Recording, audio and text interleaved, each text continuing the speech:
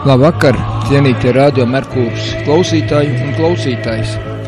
Kā katru otrdienas vakaru, arī šodien otrdienas vakars klāt. Protams, tā teikt, pēc jaunā laika, jau krietni patumš, nav vairs kā pie saulītes varējām sākt. Bet, šodien domāju, ka būs mums silti, jauki, labi, interesantas lietas.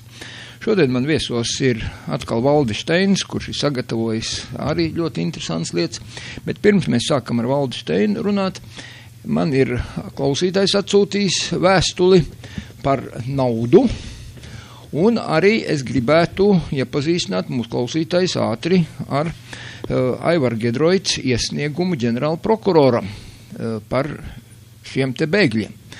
Tātad pa naudu vispirms.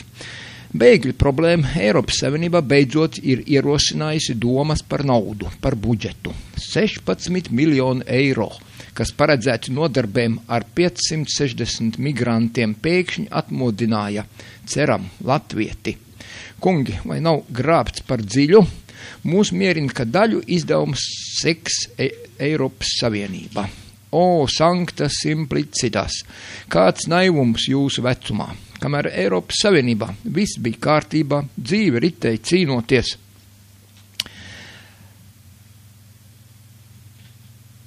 Ar ikdienas problēmām Latvija maksāja Eiropas Savienības budžetā piespriesto summu. Eiropas Savienības kopojas ar maksājumiem Latvijas zemkopiem un piešķīra naudu dažādiem projektiem. Cik veiksmīgi šo Eiropas Savienības naudu Latvija ir likus lietā, bija atkarīgs no pašmāju gudrajiem. Tie zināja, cik ieguldīt patiesi ražīgi, cik ieguldīt bezjēdzīgās lietās, cik vienkārši notrālināt. Rādās, ka Eiropas Savienības gļava un neizprotamā migrantu politika drīz iedzīs Eiropas Savienību finansiālā strupceļā. Lai glābtu migrantu krīzi, Eiropas Savienība sāk svaidīties ar naudu. Miljardi pa labi, miljardi pa kreisi, lai tikai varētu atpirkties. Tā ir vistīrākā Eiropas Savienības naudas notrālināšana, jo migrantu problēma ar to nebeigsies. Tā turpināsies vēl gadiem, un šie izdevumi būs neatgūstami. Eiropas Savienības nauda kokos neaug. Eiropas Savienības nauda ir Eiropas Savienības dalību valstu nodokļu maksātāju nauda, arī Latvijas nodokļu maksātāju, arī jūsu. Tātad, ja Eiropas Savienība saka, ka par katru migrantu Eiropas Savienība dos naudu, lai saprotam, ka Eiropas Savienība nedos neko, jo tā jau ir Latvijas nodokļu maksātāja nauda. Saprotams, ka tie prasītie 16 miljoni ir tikai daļa no nodokļu maksātāja naudas, ko maksāsim par migrantu uzņemšanu un appuišošanu. Šī ir vējā palaista nauda, kas atrauta no mūsu pensijām, no mūsu medicīnas aprūpes, no mūsu bērnu pabalstiem, no Latvijas aizsardzības. Mēs maksājam nodokļus un sagaidām, ka valsts tos izlietos valsts un sabiedrības ārēji un iekšēji drošībai, mūsu medicīnas aprūpē, mūsu izglītībai, mūsu ceļiem un vēl 100 citiem nolūkiem, kas saistīti ar iedzīvotāju dzīves līmeņu nodrošinājumu. Taču mēs negribam maksāt nodokļus, ja mūsu nauda tiek izlietota nevis mūsu vajadzībām, bet bezjēdzīgi izniekot valstīs svešu un iespējams naidīgu migrantu ievešanai un uzturēšanai. Tomēr Latvijā ir arī tādi cilvēki, kur acīm redzot ir gatavi maksāt paaugstināt nodokli, lai nonāktu migrantu prasību piepildīšanai. Tā kā migrantu lieta ir jau ielaista par tālu, tad, lai nešķeltu Latvijas cilvēkus, nesanaidātu tos savā starpā un ar valsts valdību ierosinām dibināt migrantu uzturēšanas fondu. Fondam ir jābūt pilnīgi atklātam, lai katrs Latvijas iedzīvotājs bez speciālas autorizēšanās dienā var piekļūt fonda grāmatvedībai, lai redzētu, kā ienāk nauda, kā un kam tiek tērēta. Tikai tā mēs varam būt droši, ka valdība kārtjo reizi neiznieko Eiropas Savienības migrantu naudu. Tā patiesībā ir Latvijas nodokļu maksātāja nauda, kas izlaista caur Eiropas Savienības banku. Fonda pamatā ir Eiropas Savienības bankas katram migrantam līdz dotā Latvijas nodokļu maksātāja nauda. Tālāk šis migrantu uzturēšanas fonds papildina ik mēneša maksājumi, ko veic ar migrantu invāzēšanu saistītie valsts vīri, kā arī tie Latvijas iedzīvotāji, kuri izjūt īpašu labvēlību pret migrantiem. un tādēļ gatavi maksāt paaugstinātu nodokli, lai neciestu pašmāju programmas. Tiem Saeimas deputātiem un valdības ministriem, kas jau balsojuši un vēl balsos par migrantu invāzēšanu, kā pirmajiem jāsāk iemaksāt šajā migrantu uzturēšanas fondā pusi mēneša algas ik mēnesi, kamēr pēdējais bēglis nebūs pāri robežai pēc likuma 5 gadi. Jāapzina visi tie migrantus atbalstošie iedzīvotāji, sākumā piesakoties brīvprātīgi, lai varētu aprēķināt paaugstinātā nodokļa likmi, kas katru mēnesi samaksājumi šajā migrantu uzturēšanas fondā. Ja pie varas esošie atsakās īstenot šādu projektu, kas neprasa liels pūles, tikai labu gribu, lai tad nevienam nav vairāk nekādu šaubu par kas šiem vīriem padomā. Mēs kārtjo reiz būsim apvārdoti un apvesti ap stūri, un kā akli kaķēni, un ar savu naudu un labklājības līmeni maksāsim par viņu rotaļām. Jau šodien plāno migrantiem dot mājas ar atlaidēm, bet patieso maksu seks pašvaldības, tātad atkal uz mūsu nodokļu maksātāju rēķinu. Un kā ar Latvijas pensionāriem, vai viņiem nepienāktos tādas pašas atlaides? Tā sauktie bēgļi savu bēgļu statusu iegūst pirmajā valstī, kuras bēgļu nometnē viņi ir reģistrēti. Ja viņi brīvprātīgi šo valstu pamet, viņi vairs nav bēgļi, bet vienkārši migranti. Tātad Latvijā viņi būs vienkārši migranti un nekādu bēgļu statusu vairāk nevar piešķirt. Vai Latvijā ievestajiem migrantiem sekos līdz Eiropas Savienības piešķirtā bēgļu nauda? Kungi, vai Eiropas Savienība mūs neapvedīs ap stūri? Un vēl jautājums par transportu. Migranti ceļu līdz Eiropas Savienībai dāsni apmaksā paši, kas maksās viņu transporta izdevumus Eiropas Savienības teritorijā. Kad PSRS veids deportācijas, izsūtītie Latvijas iedzīvotāji ar savu vergu darbu līdz pēdējai kapeikai samaksāja par šo Sibīrijas ekskursiju pēdiņās. Un kā būs ar šodienas migrantiem? Steidzīgi jāpieņem jauni ar migrantiem saistīti likumi, kas jau šodien spētu reglamentēt migrantu problēmu. Lūk, šādu vēstuli es saņēmu pāris dienas atpakaļ un nolasīju mūsu klausītājiem. Tātad, par šo pašu migrantu problēmu, kā mūsu klausītāji arī labi zina, ir aktualizējusies tēma ar Aivaru Gedroicu. Es ceru, ka daudz klausītāji dzirdēja Kalnmejeru uzstāšanos Rīgas pirmajā radio, un ka tur tika krustpunktos teikts, es izlasīšu to Aivaru Gedroica iesniegumu Latvijas Republikas ģenerālprokuroram Kalnmejeru kungam, Kalpak bulvārī 6, no Aivara Gedroica. Tātad, ar dziļu nožēlu un neizpratni no saziņas līdzekļiem uzzināju jūsu teikto 23. oktobrī 2015. gadā intervijā Latvijas Rādio 1 krustpunktā, ka Latvijas rādio žurnālists Krauze ir rādījis jums kādu mana komentāra sociālajā tīklā Twitter izdruku, un jūs to komentējat tādējādi, ka būtu pamats izvērtēt, vai šā komentāra autoru, tas ir mani, Aivaru Gedroicu, nevar saukt pie krimināla atbildības par aicināšanu uz vardarbību. Manī tas izsauc nepatīkam izbrīnu tādēļ, ka pirmkārt, kā jūs un es to labi zinām, Latvijas Krimināla kodeksā nav panta, kas paredzētu sodu par aicināšanu uz vardarbību pret kaut ko abstraktu, nekonkretizējot, kas ar to, ko domāts, konkrēts cilvēks vai kādas ļaužu grupas. Otrkārt, tādēļ, ka vismaz manā izpratnē nekad un nekur neesmu aicinājis pret kaut ko lietot nelikumīgu vardarbību, un vēlāk šajā pārraidē, ko es noklausījos ierakstā, bija runa par Latvijas kriminālu likumu 78. pantu piemērošanu, kas mūsu valstī tiekot darīts samērā reti, ja salīdzina ar analogiem pantiem ārvalstīs, un es sapratu, ka arī uz mani attiecas iespēja šo pantu piemērot. Tas man izbrīnīja un sarūktināja vēl vairāk, jo kopš vairāk nekā 15 gadu garumā nodarbojos ar publicistiku, ko neslēpšu veicu diezgan asā tonī, nekad un nekur neesmu vērsies kopumā pret kādu rasi vai tautu, tāpat arī etnisku vai reliģisku kopienu. To es nedarīju ne tikai tādēļ, ka tas vienmēr ir bijis aizliegts ar likumu, sākot jau no PSRS laikiem, bet galvenokārt tādēļ, ka tas ir pretrunā ar maniem uzskatiem un jau vairāk kā 40 gadu garumā gūto dzīves pieredzi.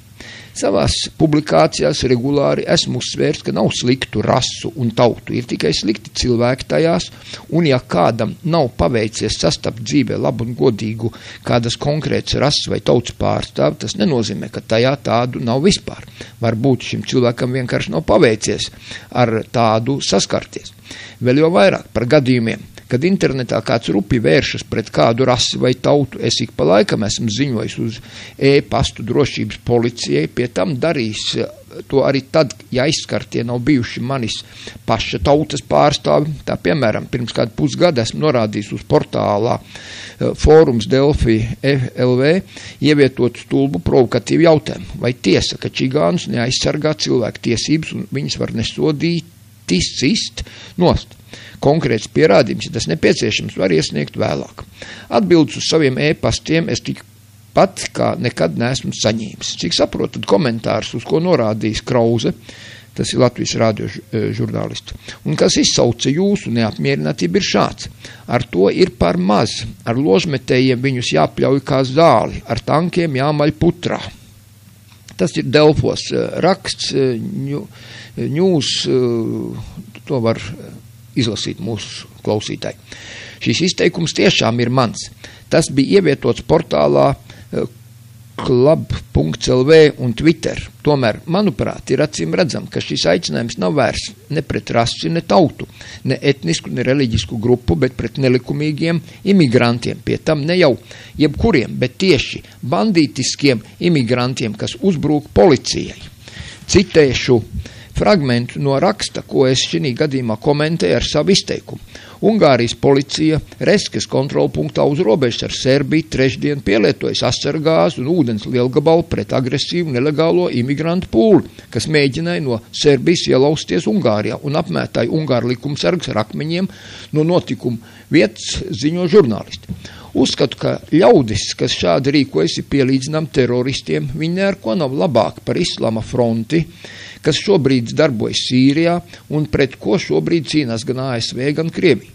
Ar savu komentāru es iespējams nedaudz hiperbolizētā veidā esmu aicinājis Ungārijas varas iestādes iesaistīt bandītisku imigrantu grupējumu savaldīšanai armiju, kā tas notiek šobrīd, piemēram, Slovēnijā.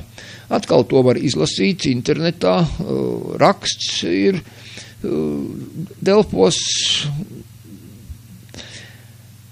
var sakot, Slovēnija iesaistīs armiju imigrantu plus plūsmas kontrolēji.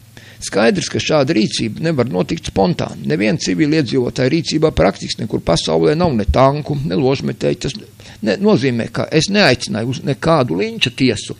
Tas ir nelikumīgi izrēķināšanos. Tam ir nepieciešams konkrēts valsts, valdības un vai parlamenta lēmums. Šādu lēmumu tad es arī aicināju pieņemt, ņemot vērā, ka Twitterī izteikumam ir paredzēts tikai 140 zīmes, es dabiski nevarēju visu tik sīki un detalizēti nopamatot, kā jums to šobrīd dara.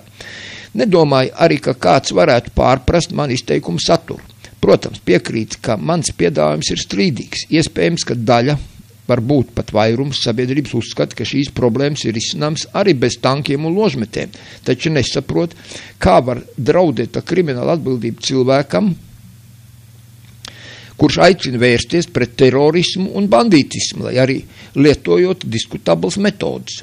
Uzskatu, ka es drīzāk būtu gan pelnījis saņemt pateicību par aktīvu dzīves pozīciju un neiecietību pret noziedzību, bet vismaz brīdinājumu, ja ne krimināllietas ierosināšanai pelnījuši tie publicisti, kas kaut vai vārdos šos bandītus teroristus atbalsta un nosoda policistus, kuri, manuprāt, savukārt darbojas nepietiekam aktīvi, izrādot nepamatot toleranci pret noziedzniekiem un nepietiekam aizstāvot likumam paklausīgās ļaužu intereses.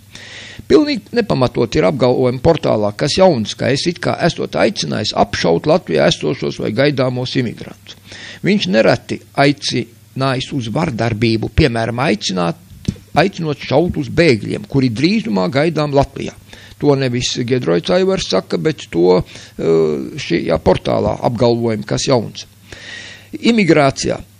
Imigrācija kā tāda es neatbalstu. Uzskatu to par nevēlamu parādību, nosodu visus, kas to piekopi, visvairāk tieši savus paša tautiešus, taču tā kā Latvijā vismaz šobrīd, paldies Dievam, nav tāda situācija kā Ungārijā, tad mums nav vismaz pagaidām nepieciešams piesaistīt armijas daļas un vērst pret trakojušiem imigrantu bandītu pūļiem smago kara tehniku. Tāpat laikā vēlos atzīmēt, ka, ja arī es būtu vēlējis aicināt apšaut Latvijā esošos imigrantus, tad tik un tā uz mani nevarētu attiecināt Latvijas krimināla likuma 78. pantu. Imigrantiem, tāpat kā laupītājiem, slepkavām, pedofīliem un citiem, nav ne rases, ne tautības, ne kopīgas reliģijas. Tā ir sociāla grupa, pie tam vismaz manā uzturē ar strikti negatīvu ievirzi. Man pozīcija pret viņiem lasāma, piemēram, manā 14. tas Aivar Gedroica 14. jūnija 2015. gada publikācijā, kas ievietot portālā klub.lv. Citēšu fragmentu. Mums, nacionālistiem, kā jau daudzreiz esmu atgādinājis, jābūt gataviem uzsākt cīņu divās frontēs, gan pret okupantiem, kolonizatoriem, gan imigrantiem, kuri šobrīd jau ir Latvijā, un Latvijai atrodoties Eiropas Savienības mēslbedrē kļūst arvien vairāk.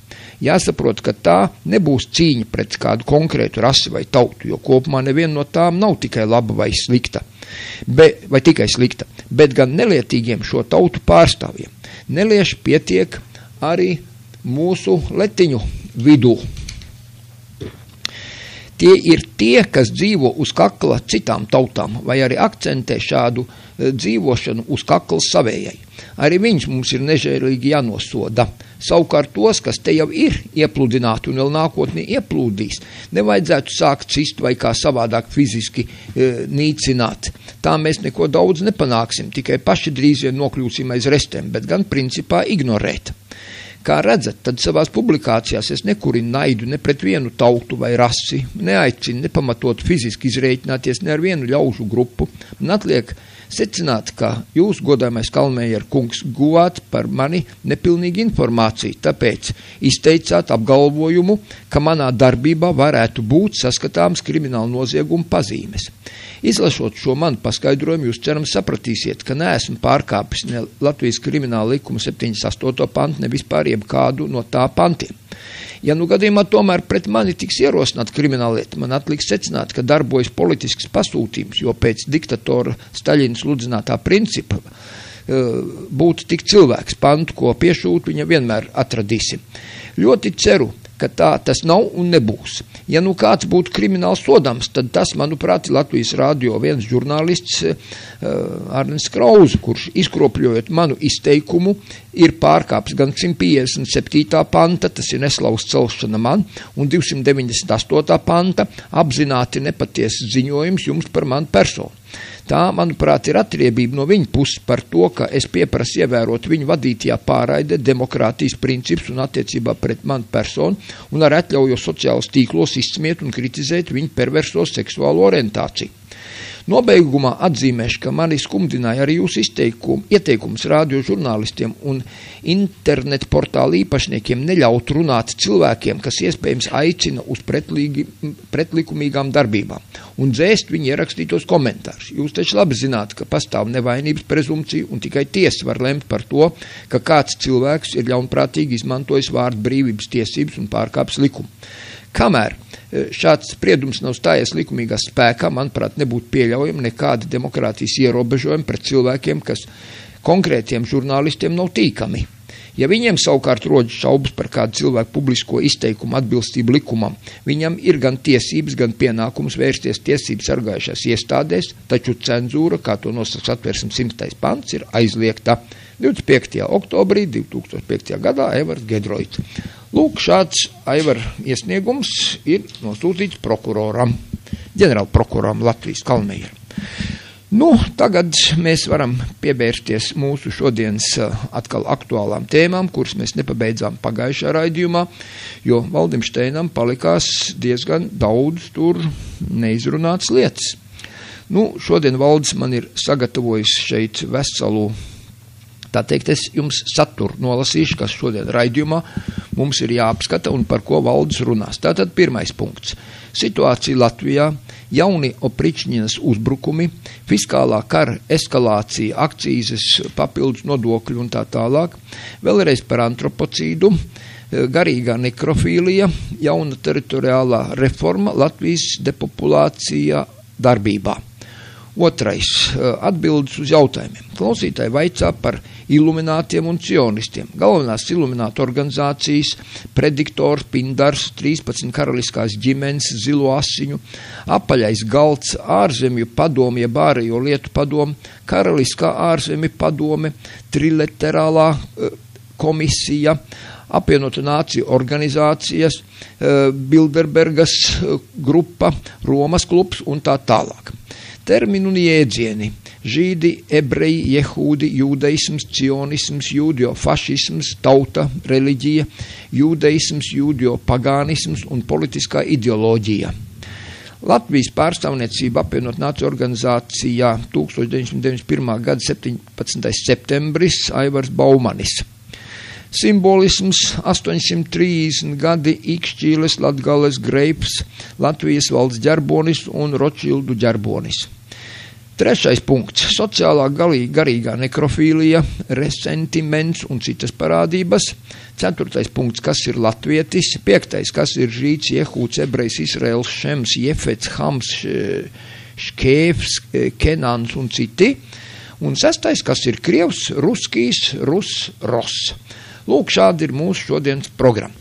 Sveiks, Valdi! Labvakar, cienījamie klausītāji! Tā ir tā maksimālā programma atkal kārtējo reizi, un tad redzēsim, cik tālu mēs tiksim šodien, jo laiks jau ir pagājis, un faktiski... Nu, runāsim, tā jau redzēsim, Valdi. Negribētu komentēt to iepriekš lasīto. Nu, ko tur komentēt? Es domāju, ka tas ir katram klausītājiem tāpatās skaidrs un dzirdēja, un katrs var domāt, kā grib. Dēļ tā lasītājs tomēr atkārtoši, kas ir antropocīds, jo tur ir zināms pretrunas saklausīja gan. Man ir tāda arī, kā saka, laba ziņa. Mēs šodien ar mūsu neatkarīgo vēsturnieku Māri Lindi nodevām grāmatu publicēšanai. Viņa saucās Kliedēsim tumsu. Tas ir mūsu abu kopīgs rakstu krājums, mūsu raksti iekšā, kas attiecās uz visām šodienas tieši problēmām un nedienām, un to iznīcības plīvuru pār Latviju, un etnocīdu, un genocīdu, un antropocīdu, un kultūra trēģerismu, un multikulturālismu, un integrāciju, un dažādas tās būs tēmas. Tad otrs ir tas, ko mēs iesākām pagājušajā reizē skatīties. DDD laikraksts ir nopublicējis pirmo daļu Iznīcības plīvurus par Latviju. Tā kā tas ir pēdējais numurs, liekas, 2 dienu, kā saka, tikai 2 dienu vecs numurs, liekas, jā, viņš ir... Nu, viņš pagājuši piekdienu bija pārdošanā iznāca. Tā kā viņš ir pieejams patreiz, un te jūs variet detāli izlasīt par šiem lielo projektu un sociālo garīgo nekrofīliju, un pie viena jautājuma, kad es gribētu atgriezties, tas būs pie tā resentimenta, ko sauc. Un tā kā tas ir, kas attiecās šeit bija runa atkal par genocīdu un etnocīdu, tad es atgādināšu, ka 19. numurā Zintniekā bija raksts, saucās etnocīds pret latviešiem, apzināti vadīts process. Tātad tas arī ir, un šeit ir arī par lielajiem projektiem, iekšā es viņus esmu pārskaitījis, kurus es esmu aprakstījis šos projektus, un ārkārtīgi svarīgs ir mēs šodien sadursimies ar vienu projektu, tā saucamam, kas saucās tā, lielie ģeogrāfiskie atklājumi, kas faktiski bija viens milzīgs genocīda projekts. Un pie tām rasēm, te izskanēja jau arī par rasēm, tur rakstīts bija, un par rasēm es esmu kategoriski pret jebkuru rasu naidu un augstāk zemāks rases sludināšanu, to ir, kas to dara, un skatīsim pie tēmas, kas ir latvieši, kādas rases mēs esam un kādas rases pastāv līdz ar mums, un īstenībā mēs neesam vienīgā rase, kura patreiz cieš un ir cietusi ārkārtīgi daudz, ir arī vēl citas rases, un mums ir vajadzīgs šīs tieši šo rasu solidaritāte, lai mēs izdzīvotu, lai viņi izdzīvotu, lai mēs visi kopā cilvēce attīstītos savā daudzveidībā un neviena rase nepazustu. Tā kā nevar būt par kaut kādām augstākām vai zemākām rasēm. tas ir speciāls politisks izgudrojums un politisks pasūtījums. Kas par to runā un kas to dara un kas to propagandē, un ir vēl daži labi sev sauc par zinātniekiem un tam līdzīgi. Tā, skatoties pie, vispirms es gribēju tātad varbūt nedaudz pie tās esošās situācijas un tad turpināt atbildēt uz tiem jautājumiem, bet tie vairs nav vienkārši jautājumi, mēs paveram jau jaunus arī, kā tagad saka, failus, senāk teica lietas, ja, vai jaunas sadaļas, ko mēs varētu apskatīt, kāda mums ir informācija uz šobrīd un ko mēs varētu šobrīd apskatīt. Visi mēs zinām, kurš cītīgāk, kurš mazāk cītīgi klausās, teiksim, masu informācijas līdzekļus, kurus es saucu par masu manipulācijas līdzekļiem. Tad uz jauno gadu jau tagad tiek gatavoti līdz ar jauno budžetu, tiek gatavoti būs jauni akcijas nodokļi, akcijas palielinās, atkal jauni nodokļu kārta nāks virsū un papildus nodokļi un dažādi aizliegumi un sodi, arvien sakot, tas, ko es saucu par jauno pričņinu, tā staigās pa sētām, un tagad, ko mēs pagājušreiz runājām, tad viņi mērīja zāles garumu, tagad viņi skaitīs lapas, cik tev lapas ir uz 1 kvadrātmetru, jo par nokritušām lapām un palikušām ogām krūmos arī var sodīt un ar milzu sodiem līdz pat 1300 eiro. Tā kā tā fiskālā kara eskalācija, es viņu saucu, tā turpinās, un tā iet aizvien plašumā. Un, par naudu šoreiz nerunāsim, teiksim, tas Eiropas budžeta nauda, to ir, kā viņi grib, cik viņi grib, kam viņi grib, viņi iedod to naudu, jo naudas jau nav, ir jau tikai digitālā nauda, un tādas jau vairs naudas neeksistē. Tā nauda ir tikai ierocis, kā mūs turēt par vergiem, jo mums ir jānotur tani verga matricē, un nedod Dievs atļaut mums izkāpt no tās verga matricas ārā. Tad es nedaudz gribēju, pie tām jaunumiem, kas ir, mēs daudz uztraucamies un pareizi uztraucamies par iespējamiem jauniem kolonistiem Latvijā, faktiski tātad jauniem vergiem, kas tiks iesūtīti Latvijā, bet viņi nav mierā un viņi turpina šo procesu, to depopulācijas procesu, un it sevišķi vajadzīgs ir šis lauku depopulācijas. Lauki ir jāatbrīvo no latviešiem, un kā to izdarīt? Tagad visu uzmanība ir tur 100, 200, 300, kaut 1000 būtu, ja tagad šiem te bēgļiem, kas ir ieradīsies uz Latviju, bet tāpat laikā šis projekts, tas ir jaunās reformas, administratīva teritoriālās reformas projekts, izdzīs tūkstošiem latviešu no laukiem. Jo viņi centralizējot, jo centralizācija viens no galvenajiem noteikumiem ir, lai padzītu cilvēku. Centralizācijas vārdā cilvēki tiek pacelti no savām mājām, no savām sētām, un šī centralizācija, vai tur uz 40 vai uz vienalga, uz cik viņi izvēlēsies, viņi patreiz propagandē šo jauno dzen cauri, manipulējot jauno administratīvo reformu, kuru vajag visiem spēkiem, visai tautai celties un neļaut izvest dzīvē viņiem šo, jo tas ir vēl viens depopulācijas paņēmiens, un tas palīdzēs, un tas galīgi atbrīvos laukus no latviešiem, vispār no visiem iedzīvotājiem. Tad viņi tiek gatavot kādam citam, viņi ir. Un tāpēc šeit jau vairāk kārt valsts televīzijā ir sanākuši kopā tā saucamie speciālisti, kas spriež par reformu. Un tur piedalījās ministrs, es apskatījos speciāli ministrs Gerhards, Gatis Krūmiņš, Vidzemes augstskolas rektors, Rungainis, kurš pārstāv ārzemju kolonizatoru investoru firmu, Ģirds Rungainis, viņa slavenais teiciens žurnālā ir, kas bija, kad pensionāri jāsēdina ragaviņās un jāved uz mežu, to viņš atklāti rakstīja. Nebaidīdamies tālāk. Daiga Jurēvics, tas ir Zemnieku savienības, viņi ir Cernikau pārstāvēja, Ivars Ijāvs, politologs. Šeit Izņemot Ārvilu Ašerādenu, kurš ir beidzis ģeogrāfijas fakultāti, viņš ir mans students, bet viņš nestrādāja teritoriālā plānošanā, viņš nestrādāja ainavu ģeogrāfijā, apdzīvoto vietu ainavu ģeogrāfijā, un arī reģionālā ģeogrāfija, viņam bija cita specializācija. Tātad visi šie, kas spriež par šo reformu, ir neprofesionāļi. Es atļaušos teikt mazizglītoti, šinī jomā viņi ir mazizglītoti. Varbūt tās, teiksim, kungs Rungainis zina, kā vajadzīgs ir iekarot tautu ar naudas palīdzību un pastāstīt, teiksim, metodas.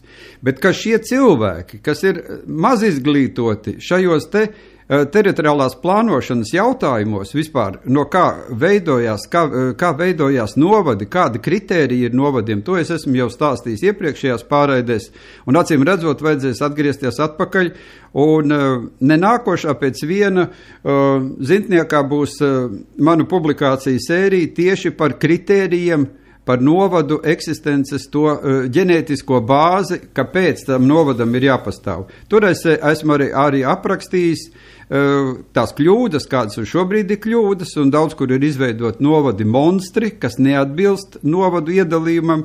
Tad tas nozīmē, dažviet nav bijusi sajēga īsti, kas ir novads, jo tie lielie monstri rajoni izveidoti. Bet katrā ziņā tas, kas patreiz tiek gatavot, šī reforma un patreiz tiek manipulēts ar sabiedrisko apziņu, tā ir jāaptur, un jo ātrāk to apturēs, jo mēs vairāk pasaudzēsim tautu Latvijā, un viņi neaizbrauks projām no Latvijas. Tas ir ārkārtīgi bīstams, un man pat dažkārt liekas, kad aiz šo bēgļu tēmas paslēp šo it kā starp citu šo te jauno administratīvā iedalījuma tēmu, kas faktiski padzīs cilvēks no Latvijas. Uz jauns izbraukuma vilnis milzīgs no Latvijas, ja viņi to sāks realizēt. Un viņi to iet lieliem soļiem uz priekšu, lai to realizētu. Es saprotu, Gerhards taisnojās, ka to ir viņam uzdevusi ministra kabinets, kas ir ministra kabinets. Tātad ministra kabinets ir administrācija, tā ir Briseles administrācija. Tātad Briselē ir uzdots uzdevums ir samazināt veikt šo depopulāciju Latvijā.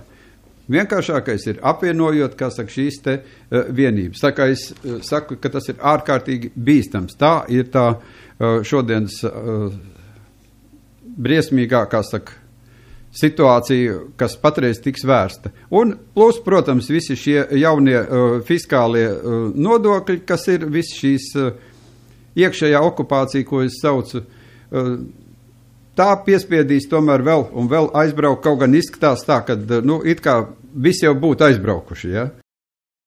Valdi, kad tu pirmo reizi dzirdēji, kad mūsu valdība sāka runāt par šo tēmu, ka mums vajagot dabūt atpakaļ, nevis atgriezt ar nāzi, tā teikt, tos Latvijas cilvēkus, kas ir bijuši spiesti doties šo ekonomisko bēgļu gaitās, meklējot iespēju izdzīvot, samaksāt par savu māju, par savu dzīvokli, saviem bērniem skolu samaksāt un vēl daudz citas lietas, jo tas citādāk nav izskaidrojums. Un pie tam, tad, kad pārliecinājušies, kā tur izskatās, svešumā, viņi pat negrib braukt atpakaļ vairāk.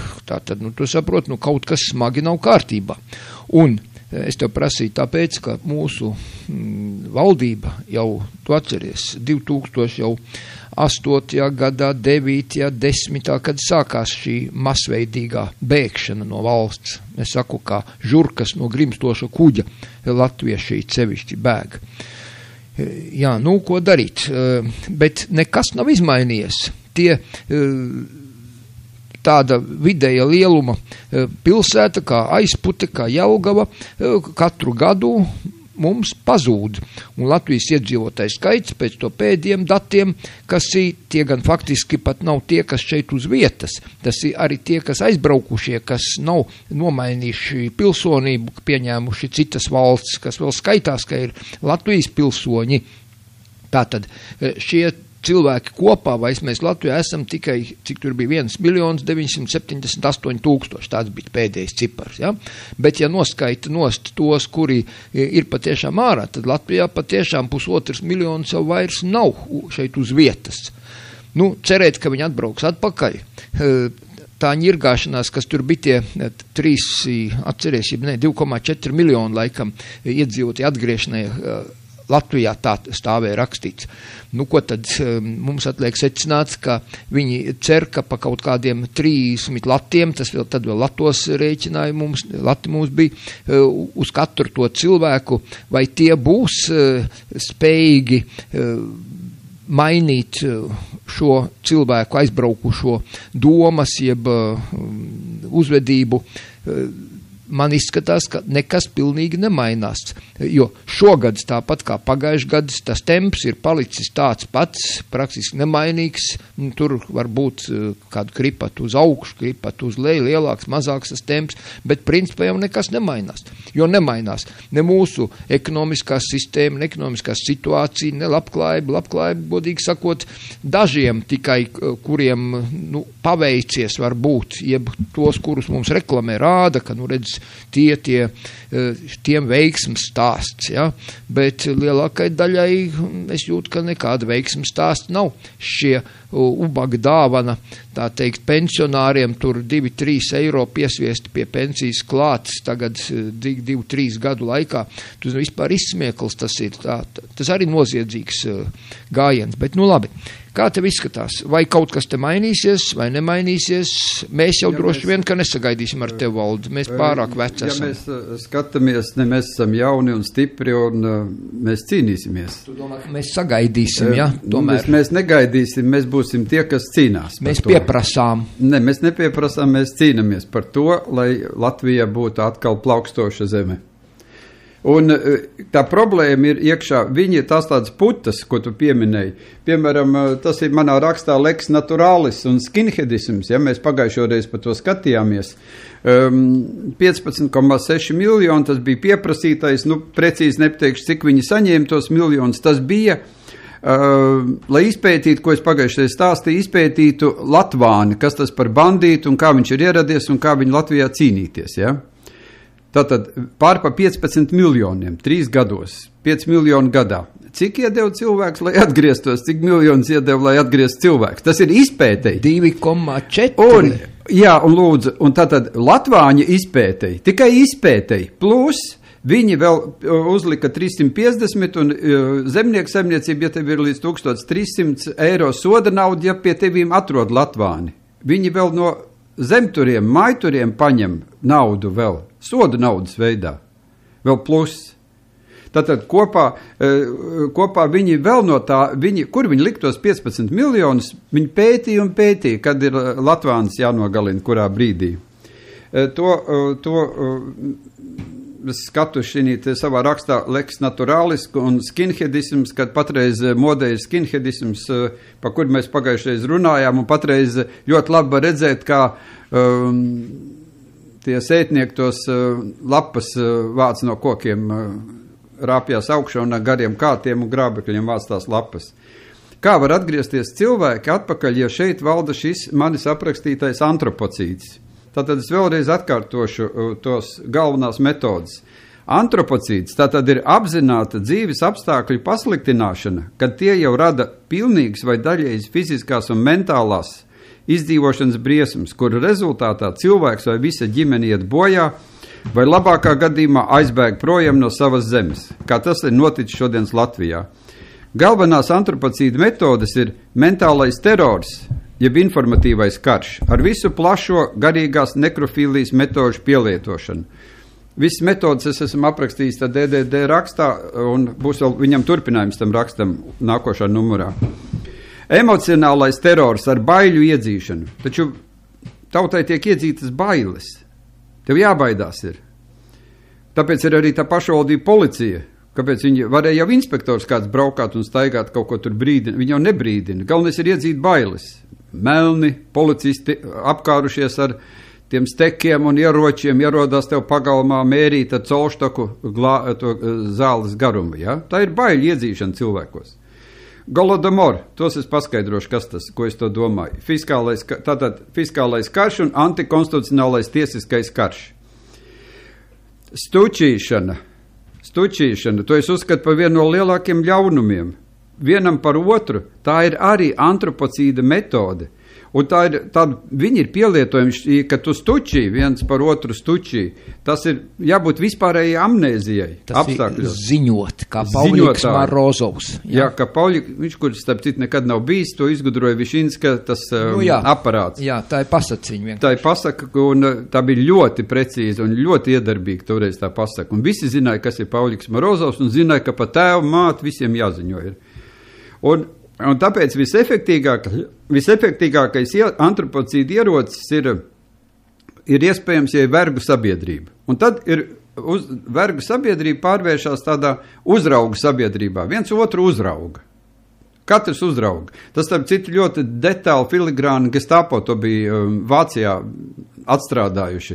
Kad bija jāziņo viens par otru, ziņoja, uzmanīja, kurš ir izdarījis, ko tu ēd, kur atpūties, ar ko izklaidējies, ja?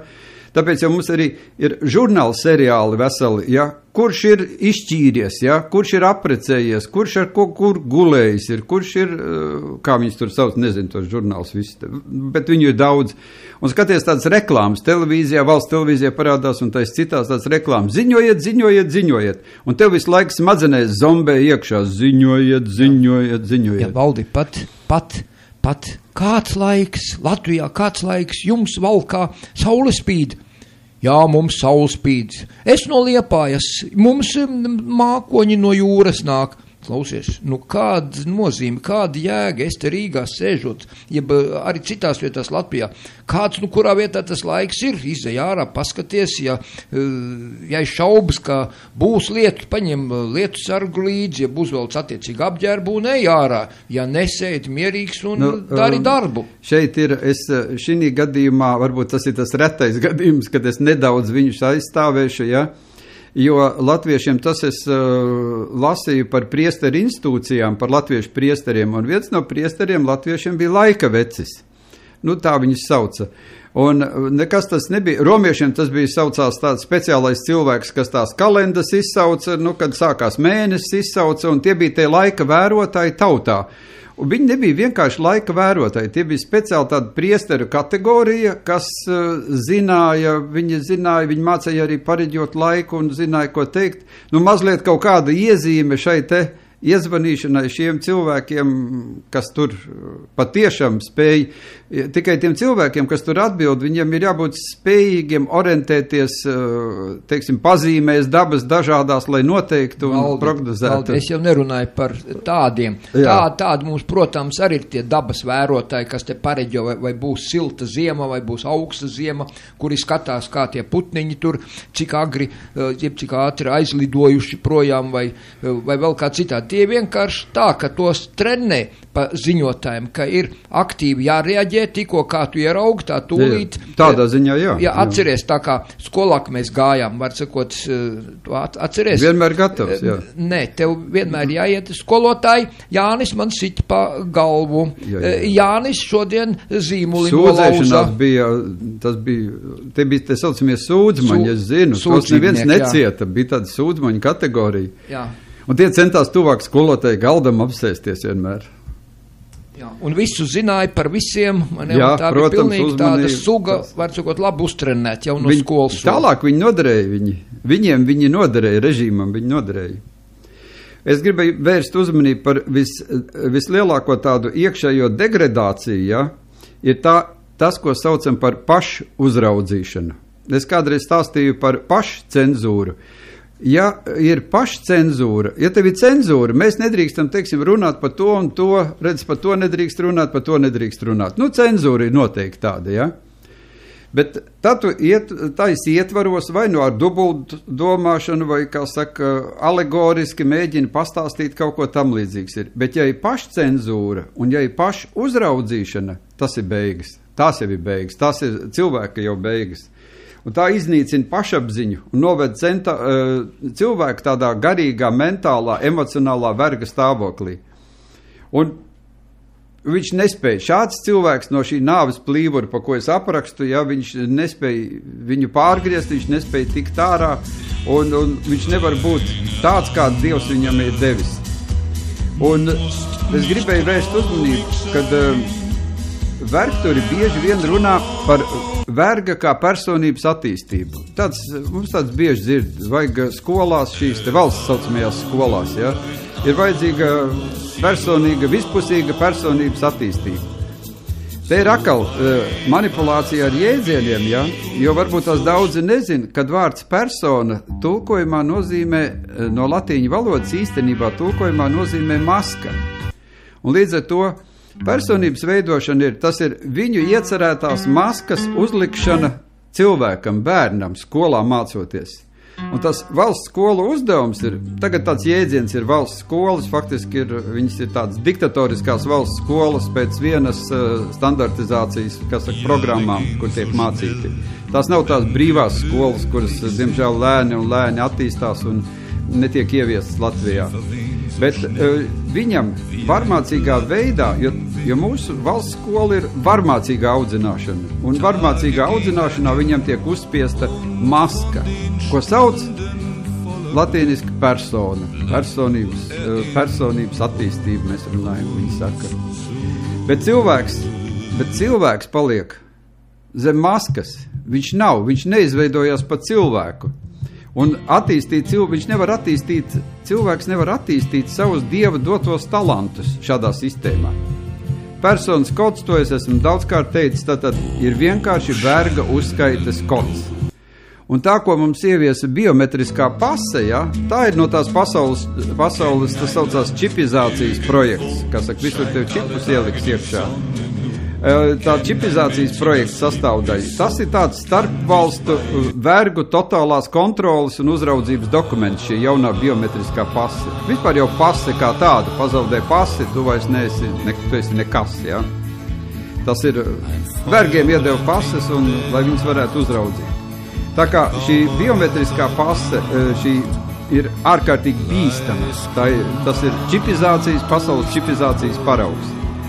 Tagad ir iedalīti, redz, ka varētu būt latviešu bēgļiem, politiskiem bēgļiem, lai atgrieztos atpakaļ Latvijā, būtu iedevuši naudu tos 14 laikam miljonus, kas iztērēti ir čipizācijai slimnieku.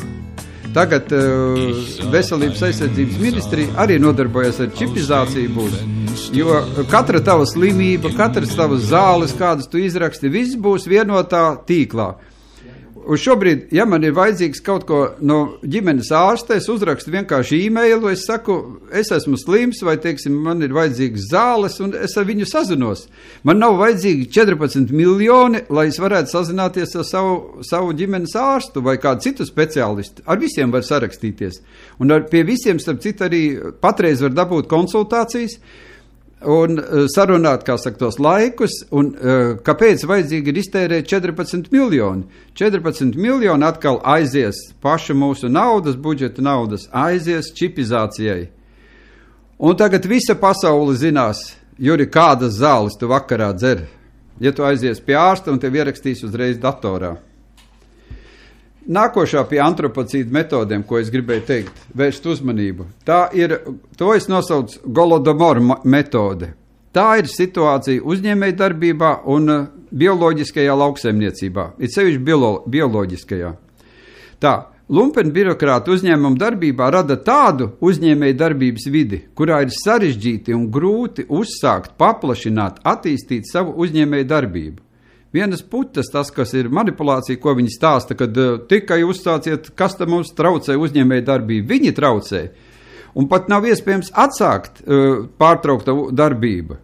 Tie uzņēmēji patiek vajāti, ja uzņēmuma darbības ir slēgts, ja viņš nedarbojās, tad viņi ir pat izveidojuši tādu riska cilvēku sarakstu, kur pārvērš tev par noziedznieku, tāpēc, kad tev uzņēmums ir nolikvidēts, vai tev ir adrese, viņiem nepatīk tava, tev nepatīk viņiem, vai nosaukums, viņi sastādījuši pat tādu savu nepatiku sarakstu, es viņu nosaucu, kur viņi paši pieņem.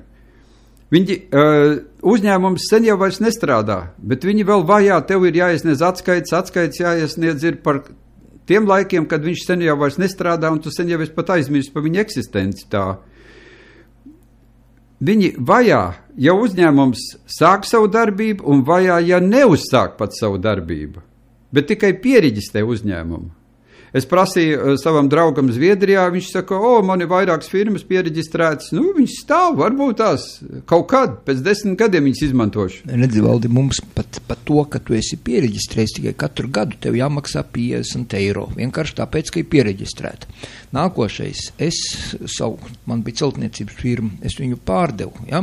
Bet tas, kā mēs pārdevu, protams, es visus darbiniekus atlaidu, vairs nebija neviena darbinieka, viss cauri, bet man bija jābūt vēl amatpersonai, lai es varētu pārdot. Es pārdevu viņu, bet tas, kā mēs pārdevu, tas mani nenorakstīja, tā teikt, neizņēma ārā, negāja nokārtot tos papīrus, viņam bija pie vienas vietas laikam, ja? Un tu saproti, dēļ to es skaitļos valsts ieņemumu dienestā, ka man ir firma, un es 3 ja 5 gadus nevarēju dabūt šo pensionāru braukšanas apliecību. Saproti, tāpēc, ka karājās, un es jau nevaru uzminēt, kur tas mans pircējs, kur viņš tagad ir, kāpēc nav, ka es aizgāju noskaidroju.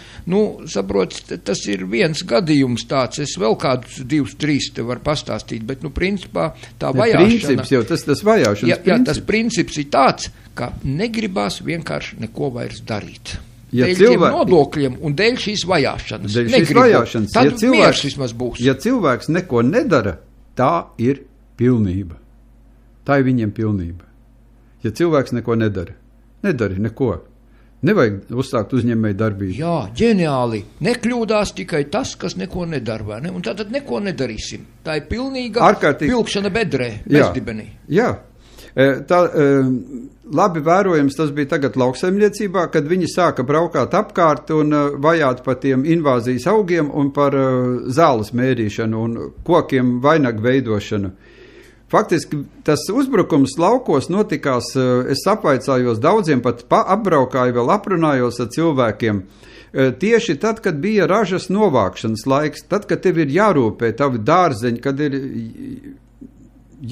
tev ir jāvāc, tev ir augļi ziemai, tev ir jāgatavo ievārījumi un tev kompoti jāgatavo, jāvāc, ir jākārto ārstniecības augļi, kurus var novākt, kurus nevar novākt. Tas viss ir, bija, tas tāds, to es saucu, tāpēc tev atstāja faktiski ziemai, tev neatlika laika, kad sagatavot savu, pieliekamo pagrabu, kurš būtu pārpildīts ziemai, to es tāpēc saucu Golodomora metode.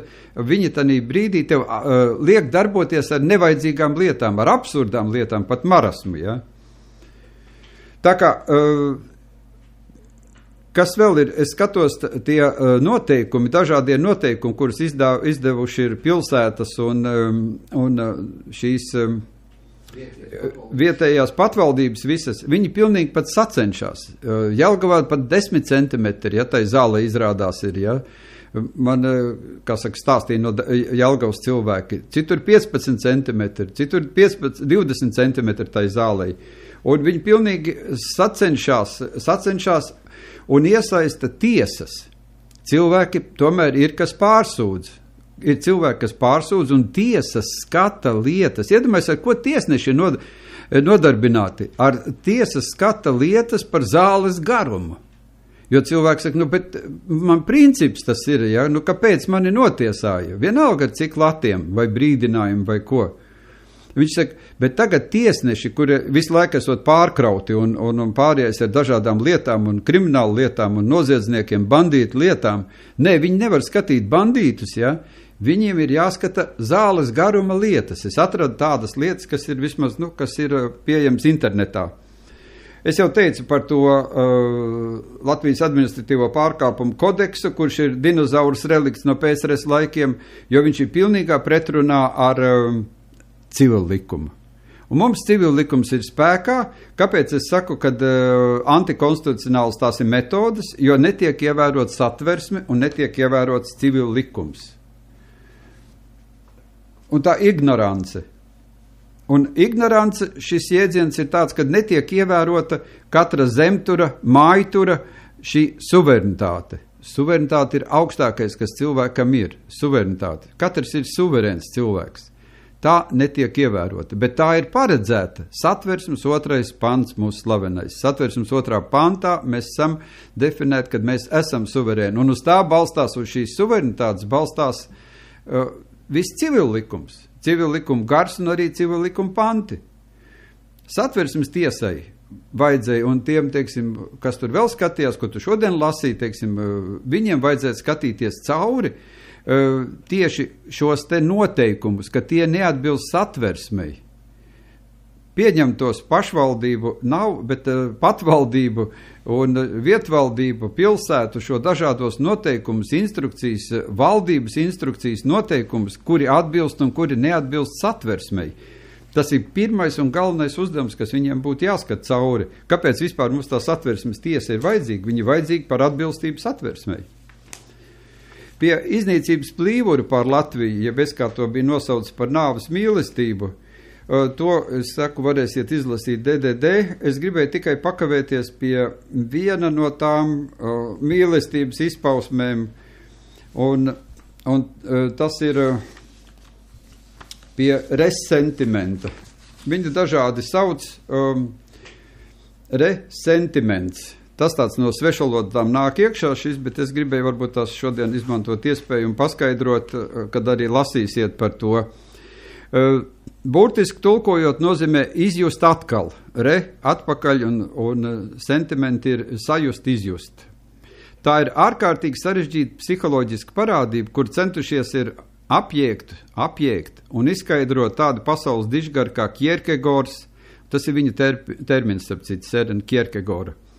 Lielie domātāji Friedrichs Nīče, Sarters, Vēbers un vēl dažas atrada. Katrs no viņiem ir ielicis savu saturu, bet jēdziena kopīgā ideja centrējas ap verga morāli, kurš ieguvis varu pār citiem. Vergs, kurš ieguvis varu. Tas ir tas bīstamākais. Nīče cilvēku likumību iedalīja brīvo cilvēku un vergu likumībā. Senlatviešiem tieši tāpat kā elēņiem, jeb grieķiem, kā tagad, grieķis, ap citu, ir lamavārds, ko ieviest pret visiem elēņiem romieši. Romiešu patrīciešiem bija šī brīvie cilvēki. Tā bija brīvā cilvēka likumība, bet modernajam latvietim pēc tik daudziem jūdeo-kristiešu, komunistu, nacistu okupācijas gadiem ir iegājusi gēnos, pašam to neapzinoties, verga sulaiņa morāli.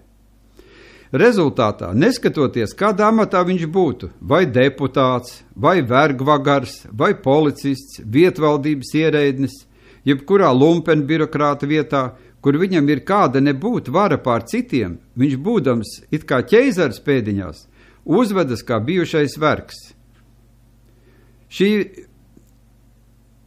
ir parādība, kas ir līdzīga, viņi, teiksim, es te skatīju to vēsturisko vardarbību, ja, bet tā ir tāda situācija, kad viņš, it kā būdams, viņam galvā ir kronis, bet kājās viņam ir verga čības, viņš nav ticis no tām vaļā.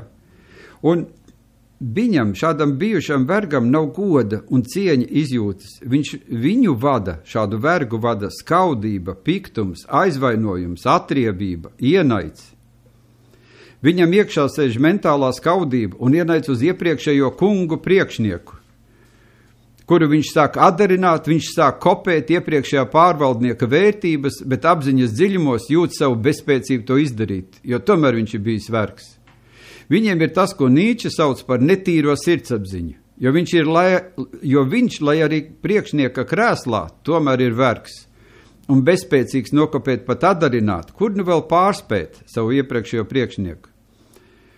Resentimenta varā esošam cilvēks uzskata, bet kādam taču ir jāatbild par to, ka viņam ir slikti.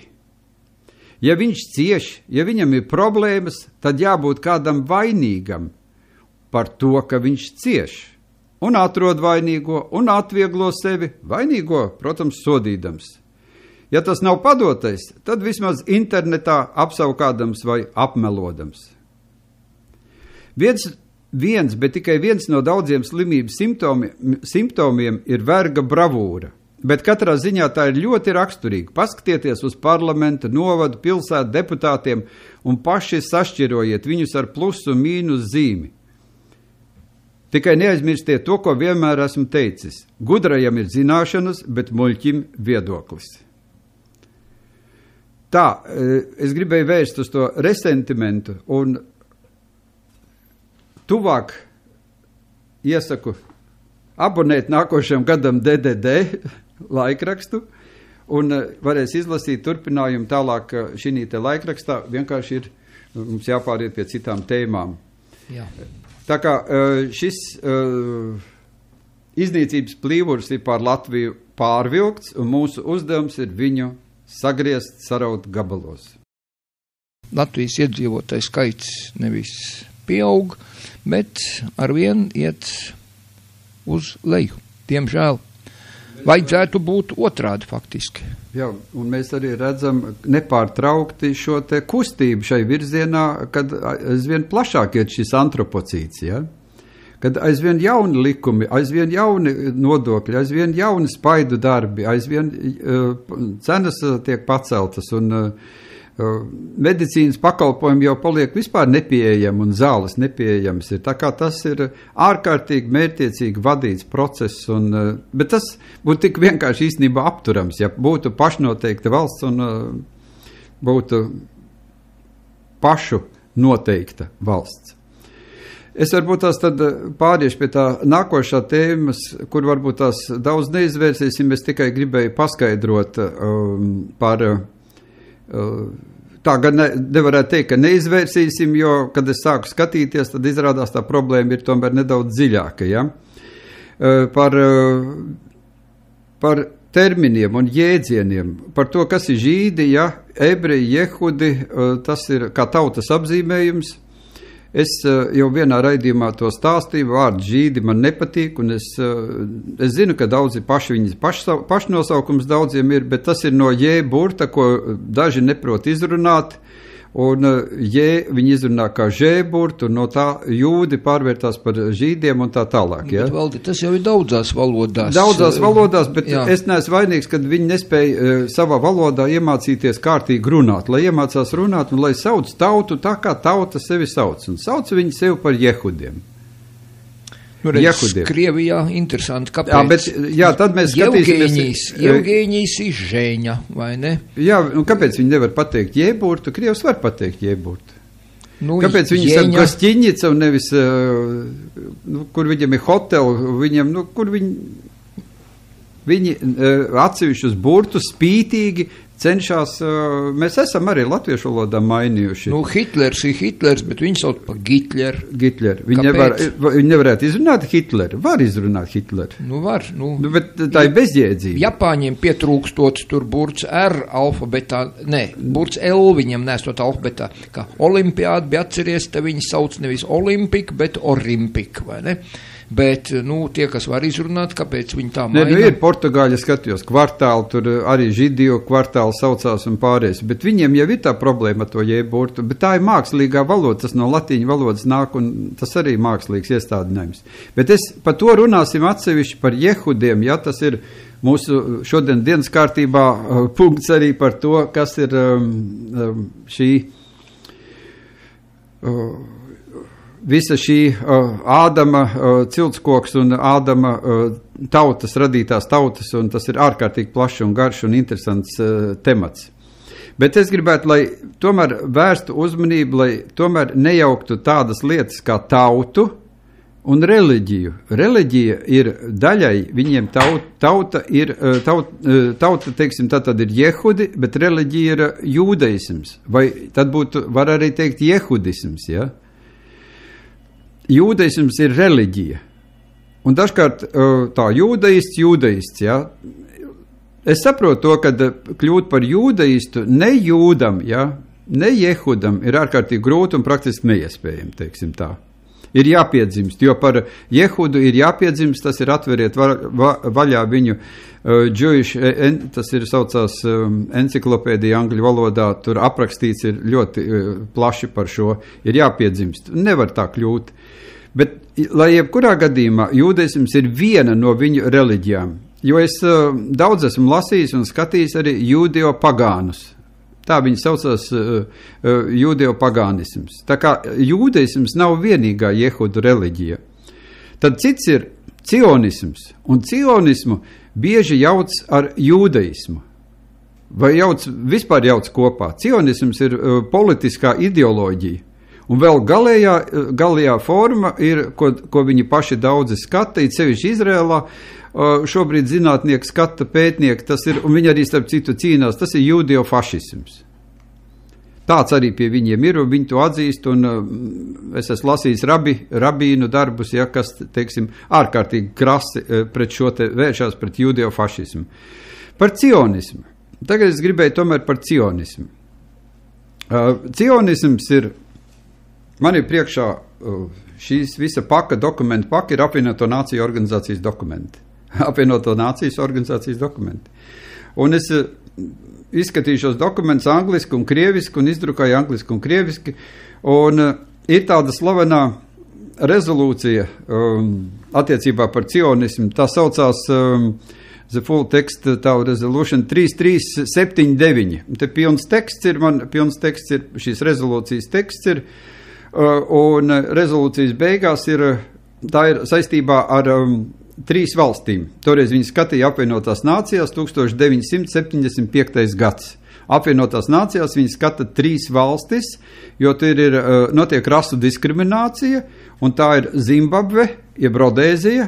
To mēs skatīsim pie karaliskām ģimenēm un pie pāriem iluminātiem par rodu. Tas ir viena cilvēka vārdā nosauca valsti, ko izveidoja Rodēzija. Ja?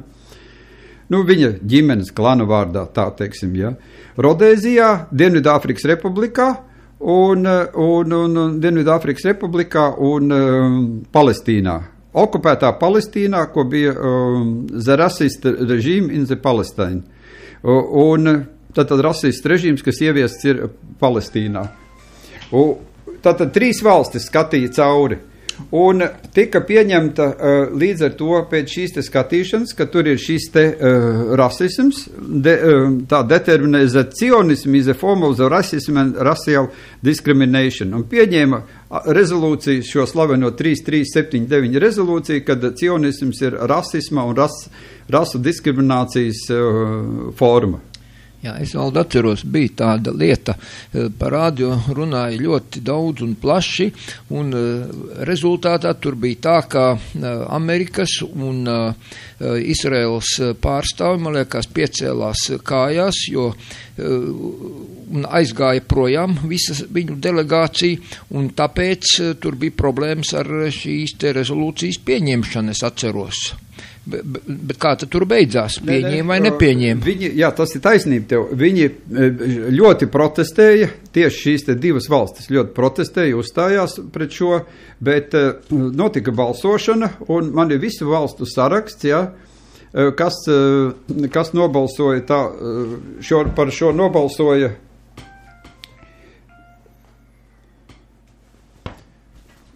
Tā, tūlītās apstīsimies tā. 70 in favor, tā 72 balstis par, 72 valstis pret, 35 valstis, 32 valstis atturējās, vienkārši atturējās. Par šo ir nobalsojusi, toreiz bija vēl Baltkrievijas PSR, jo 3, atceries, ka bija 3 republikas. Jā, Ukraina, Baltkrievija un PSRS bija. Krievija nebija. Jā, Krievija nebija, jā.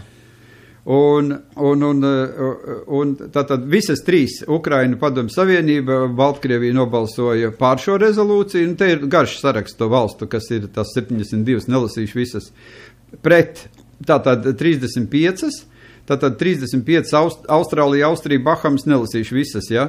Tātad šīs, kas bija pret, tās faktiski jau bija viņu kontrolētās valstis jau. Tās ir tās, kas nostājās pret un krasi kritizēja šo te rezolūciju. Bet rezolūcija tika pieņemta. Par cikot cionistu iespaidā viņi bija faktiski. Jā, šitie te cionisti šinīs valstīs. Nu, nolasi, kas tās bija pa valstīm? Kas bija pret? Pēc, jā, kas bija pret vismaz?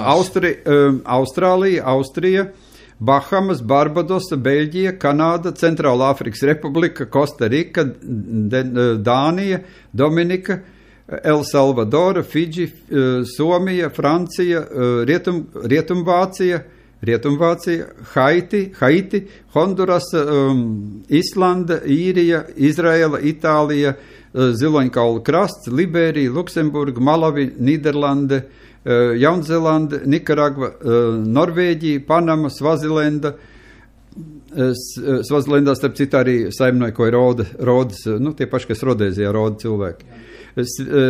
Zviedrija, apvienotā karaliste, ASV un Urugvaja. Tur iebilda Meksika nostājās arī, balsoja par šo rezolūciju, un tad pagāja tā Mexican Foreign Minister, Meksikas ārlietu ministrs Emilio Oskars Rabasa, viņš gribēja nokārtot šo jautājumu pa labam, kā saka, aizbrauc uz Izraēlu, un pēc atgriešanās atpakaļ Rabas tūlītās tika atbrīvots no ārlietu ministra darba Meksikā. Tā ir šī bija spēkā. Tagad kad cionisms ir rasisms augstākā mērā un rasu diskriminācija bija spēkā līdz 1991. gadam. 1991. gadā šī rezolūcija tika ar 111 balsīm un tika atcelta. Un ar 25 valstīm pret un 13 nepiedalījās balsošanā. Tā ir slavenā rezolūcija 4686, un viņa arī saucās par, tā ir 16. decembrī 1991. gadā pieņemta šī apvienoto nāciju rezolūcija. Kāda ir situācija? Galveno runu teica mums slavenais pazīstamais Buša klana toreiz vadītājs Bušs, kurš bija ASV prezidents.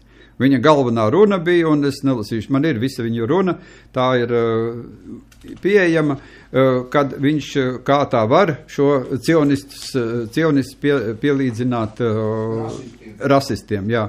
Un tātad ar šādu te balsu skaitu šī deklarācija ir atcelta, un līdz ar to cionisms pēc apvienoto nāciju, kas saka, organizācijas lēmuma vairs nav pieskaitāms pie rasisma. Valdi, bet kas tad ir tas cionisms pats par sevi? Cik es saprotu, Cionas kalns gan Izrēlā, gan Šveicē, vai ne? Tie Cionas kalnā bija uzkāpis tur tas Mūzus, ja, un it kā runājās ar Dievu un noslēdza līgumu, kas viņus iecēla šo izredzēto kārtā, vai ne, ka viņi ir tas nosaukums īsti, no turienes nāk. Jā, tas nosaukums, jā. Tā ir politiska organizācija, kura sākums uzdevums bija cīnīties par savas valsts izveidošanu. To viņi savā cionistu pirmajā kongresā nolēma. Oficiāli arī paziņoja. Jā, un paziņoja, un tas bija tas viņa galvenais mērķis. Ja par to tu prasīs, tad tūlītās nosaukšu, teiksim, tos cionismu veidus. Ir politiskais cionisms, ir tā saucamais praktiskais cionisms par tās Izraēlas valsts atdošanu, viņiem izveidošanu, un tad trešais viņi sauc sintētiskais, kas ir politiskais, praktiskais kopā, tad nosaukim tiem cionistiem. Tad līdzās ar tiem ir ļoti interesants tāds, viņi sauc labor cionisms, tas ir darba cionisms, viņus pārtaisīja par it kā, ka tie esat komunistiski noskaņoti cionisti, un faktiski viņi gribēja veidot tāds, tā kā viņu tās kibuci, tādas komunas lauksaimniecisku sabiedrību, un tas bija ļoti interesanti šī viņu programma. Viņiem bija daudz, kas starp citu iekšā no tautvaldības, jo viņiem bija iekšā tāda līdzība visiem, tā kā visi vienlīdzības, jā, tāds princips bija iekšā. Un pret viņiem smagi uzstājās cits cionistu grupējums, tie saucamie revizionisti cionisti un tie citi politiskie cionisti. Kā tā nebūs tie liberāļi, jeb tā, kad mēs saucam neoliberāļi. Tie bija tie atkal, kas pret šiem cionistiem, tā kā viņiem iekšēji arī bija. Tad ir tas saucamais kultūras cionisms, tur ir tā, viņu kultūras, kā saka, pārākums, revolucionārais cionisms, reliģiskais cionisms. Tas ir jau jūdesms stāv pār pa visu, tas ir viņu tajā. Bet starp tiem cionistiem ir arī tādi, ko mēs saucam nacionālisti, ja? Ir arī tāds virziens, tas, kā mēs pozitīvā nozīmē, mēs esam iedomājušies, ja, teiksim to, ir tie, kas ir tie revizionisti un ir tie politiskie cionisti, kas cīnās tādu lielāku kundzību viņu un pārējais ir, bet ir šī cionistu nacionālisti, kā mēs sakam, kas cīnās par tādu savas valsts pastāvēšanu. Par to mēs varam, protams, te daudz skatīties, ir interesanti materiāli un ir arī ko no viņiem pamācīties, kā cionisti cīnās par savu eksistenci. Un tātad no 91. gada cionisms vairs nav oficiāli neskaitās pēc apvienoto nāciju organizācijas. Tas ir tikai apvienoto nāciju organizācijas lēmums. Bet apvienoto nācijas organizācijas es tālāk skatīšos par tām, kam pieder viņas, ja, kas viņas pārvalda. Ja. Redz, es taisnu to te vēl gribēju prasīt. Es sapratu, ka tur bija attiecīgi pastrādājuši. Tad iedomājies dabūt uz 111 balsīm. Jā, bagātie vīri bija pastrādājuši un par naudu šo jautājumu bija atrisinājuši. Nu, bija samaksājuši, kam vajag un cik vajag, un jautājums bija nokārtot pareizā. Uz 91. gadu. Tad 91. gadā notiek šis lielais pagrieziens. 91. gadā, jāatceries, tad ļoti daudz kas notikās 91. gadā. Un viss notiek 91. gadā. Sagrāva PSRS. PSRS, varu, kas pārņēma, pārējais, tā nav tikai viņu apvienoto nāciju organizācija, tātad, ir pilnīgi zem viņiem, jā, un arī pārējais viss, tātad milza vēsturisks pagrieziens. Var sakot, uzvaras gājiens sākās tajā brīdī. Es tagad, paldies man ārlietu ministrijas informācijas dienestam pa palīdzību, es te cenšos noskaidrot, teiksim, to Latvijas līdzdalību, un patiešām puiši man te ir labi pastrādājuši, un, kā saka, paldies par informāciju, un redzi, Latvija arī parakstīja šo kopā, ja jau Bušs tā teica, tad Latvija arī parakstīja. Jā, mēs taču nevaram atkritēji būt. Un 1991. gada 17. septembrī Latvija arī, kā saka, kļuva par apvienoto nāciju, kā saka, mēs, bija tautu savienībā mēs bijām. Un apvienoto nāciju organizācijā mēs atjaunojam savu darbību un atvēram savu pārstāvniecību 17. septembrī. Un kā tu zini, tad atceries bija vai Latinforma, vai kā priekšnieks bija Aivars Baumanis, kurš bija mūsu pirmais vēstnieks apvienotās nācijās. Es tagad nevaru vēl pateikt, es vēl dabūšu papildus datus, kurš ir parakstījis un kurš lika parakstīt Latvijai šo, interesanti taču, kurš lika parakstīt šo rezolūciju apvienoto nāciju. Jo pirms tam Padomju Savienība bija, teiksim, kur bija arī Latvijas ārlietu Padomju Savienības ietvaros, bija, teiksim, pret, un tagad ir nostājušies. Toreiz visiem cionisms likās rasisms, ja, kas bija pa pamatu, kas izskatīja šo jautājumu Latvijā, kad cionisms vairs nav rasisms. Es neapgalvoju, kad ir rasisms, ja, es to nesaku, bet es pats biju ārlietu komisijā. Mēs ārlietu komisijā par cionismu neskatījāmies, un par šādas deklarācijas vismaz manā klātbūtnē, varbūt kāds man vārdu ir pierakstījis kaut kur, ja, bet manā klātbūtnē vismaz nekad ārlietu komisijā, 91. gadā es biju ārlietu komisijas loceklis. Un manā klātbūtnē nekad netika izskatīts un pieņemts lēmums atbalstīt šādu apvienoto nāciju organizācijas deklarāciju. Varbūt ar atpakaļējušu datumu? Nē, tur nevarēja, tur viņam bija jābūt klāt, bet es vēl tagad nevaru pateikt, vai tas bija Baumanis, vai kurš bija klāt, tieši kurš uzlika šo parakstu, jo varēja aizbraukt arī speciāli. Ministrs, Jurkans, toreiz bija Jānis Jurkans ministrs, ministrs varēja iedot vēstniekam Vašingtonā tos tiesības parakstīt, bet kāds pieņēma lēmumu un kāds iedeva šīs tiesības. Un man vienkārši interesē, kas to ir, ar šo lietu ir nodarbojies. Te bija pēc tam, es skatījos gadu vēlāk, mums bija šie sakari ar, nevis šie sakari, bet šie, ko es pieminēju, Dienvidāfrikas un Izraēlas sakari, tika skatīt cauri atkal 91. plenārsēdē apvienotās nācijas. Es izdrukāju visus šos apvienoto nāciju atkal organizācijas lēmums, tagad viņi te nerunā par rasismu vairs, bet tomēr viņi runā par Dienvidāfriku, kad tie režīmi ir vienādi, ja, un kad viņi savstarpēji sadarbojās, ārkārtīgi savstarpēji sadarbojās. Un tāpēc te ir viss vērsts tomēr vēl uz to, kad, lai tas, jo atceries, ka toreiz vēl Dienvidāfrikas republikā vēl Mandela nebija pie varas un vēl... Balto valdīšana vēl bija. Jā, balto valdīšanais, kuras balto valdīšanas izrādās tomēr stāvēja Rothschilds un Rots un pārējie šie te klani. To pārvaldīja šīs te zemes, jo tās viņiem tās resursi ieguvas vietas, viss dārga. Dimanti un zelts. Un tas viss viņiem piederēja, un tas bija viss viņu. Un līdz ar to, tāpēc viņiem bija tāda interese par Dienvidāfrikas republiku, un Tāpēc arī tas režīms, tas balto apartīda režīms tika uzturēts, faktiski pa viņa naudu viņš tika arī uzturēts šis te režīms. Un te ir daudz vēl interesanti ģenerālās asamblejas lēmumu par rasu naidu, etnisko tīrīšanu. Un, ko tad viņi saka? Un arī, starp citu, es vienu atradu tādu apvienoto nāciju organizācijas lēmums ir par algotņu, kad nedrīkst algotņus izmantot. Nu, tā kā tagad Ukrainā ir, ja. Krievijas tā Rasijas federācija, nu, impērijas cars saka, kad mēs tur neko nezinām, ja. Tie no mums te aizbraukuši ir, ja. Nu, vakar bija karavīri. Un, tie ir brīvprātīgi. Jā, tie brīvprātīgi, un tie ir algotņi. Un tas ir 92. gada 16. decembrī, 89. plenāra sēde par pretalgotņu izmantošanu, kad nedrīkst apvienotās nācijas aizliedz šo izdarīt. Un tātad šis ir vēl viens punkts, ko Rasijskai federācija, tā liela impērija pārkāpja attiecībā pret... Nu, bet pie Islāma valsts tieši tāpatās ir taču... Tieši tas pats notiek. Jā, jo taču pret likumīgo Bašar Asad valdību, tu man atvaino tikai, kas viņus algo, vai ne? Tie, kas ir pretīm. Es domāju, gan tie mērenie, gan arī tie ekstrēmisti, kas tur, tie visi ir faktiski algoti. Jo, protams, ka viņi ir algoti.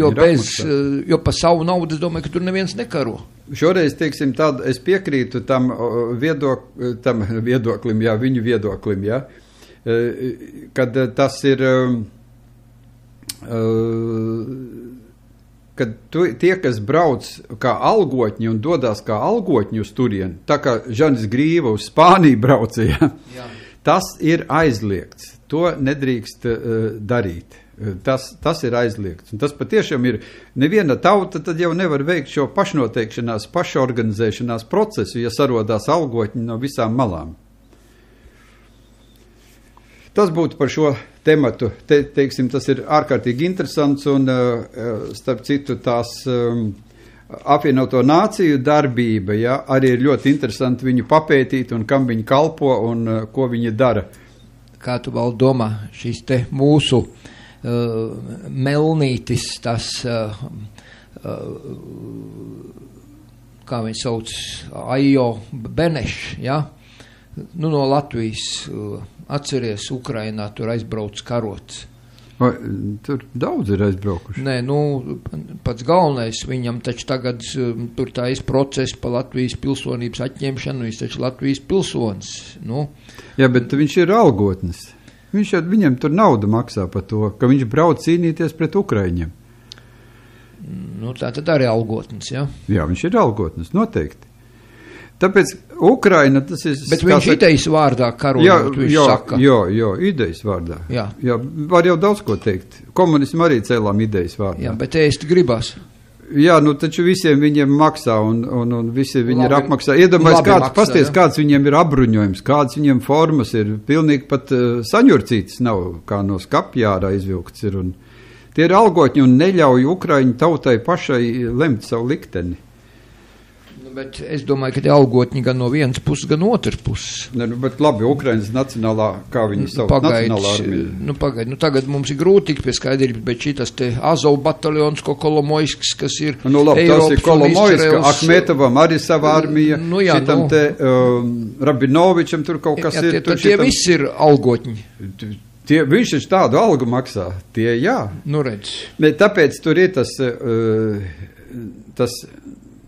nu tā saucamais nacistu, kā viņi paši to sauc, tie no mani termini, ja, nacisti un nacionālisti, ja, un tad viņi tiek sajaukti kopā, jo ir gan nacisti, gan nacionālisti, un tie nacisti, tieši Kolomoiskis ir tos finansē šos nacistus, ja, un šos nacionālistus nefinansē viņš nefinansē, viņa armija tas, pa ko tu runā, ja, viņi uzliek šos te simbolus, pa simboliem vēl parunāsim, ja, un uz priekšu. Un līdz ar to Ukrainā ir tā problēma, kad viņi varbūt pat pirmie iesāka ar tautvaldības būvēšanu pasaulē. Redz, Valdi, man ir ļoti jauka grāmata. Andrej Burovskij, Vся pravda o rossijskih jevreях. bieza grāmata, kādas 450 lapus. Un tu saproti, un tur ir analizēts arī ļoti detalizēti, smalki, precīzi.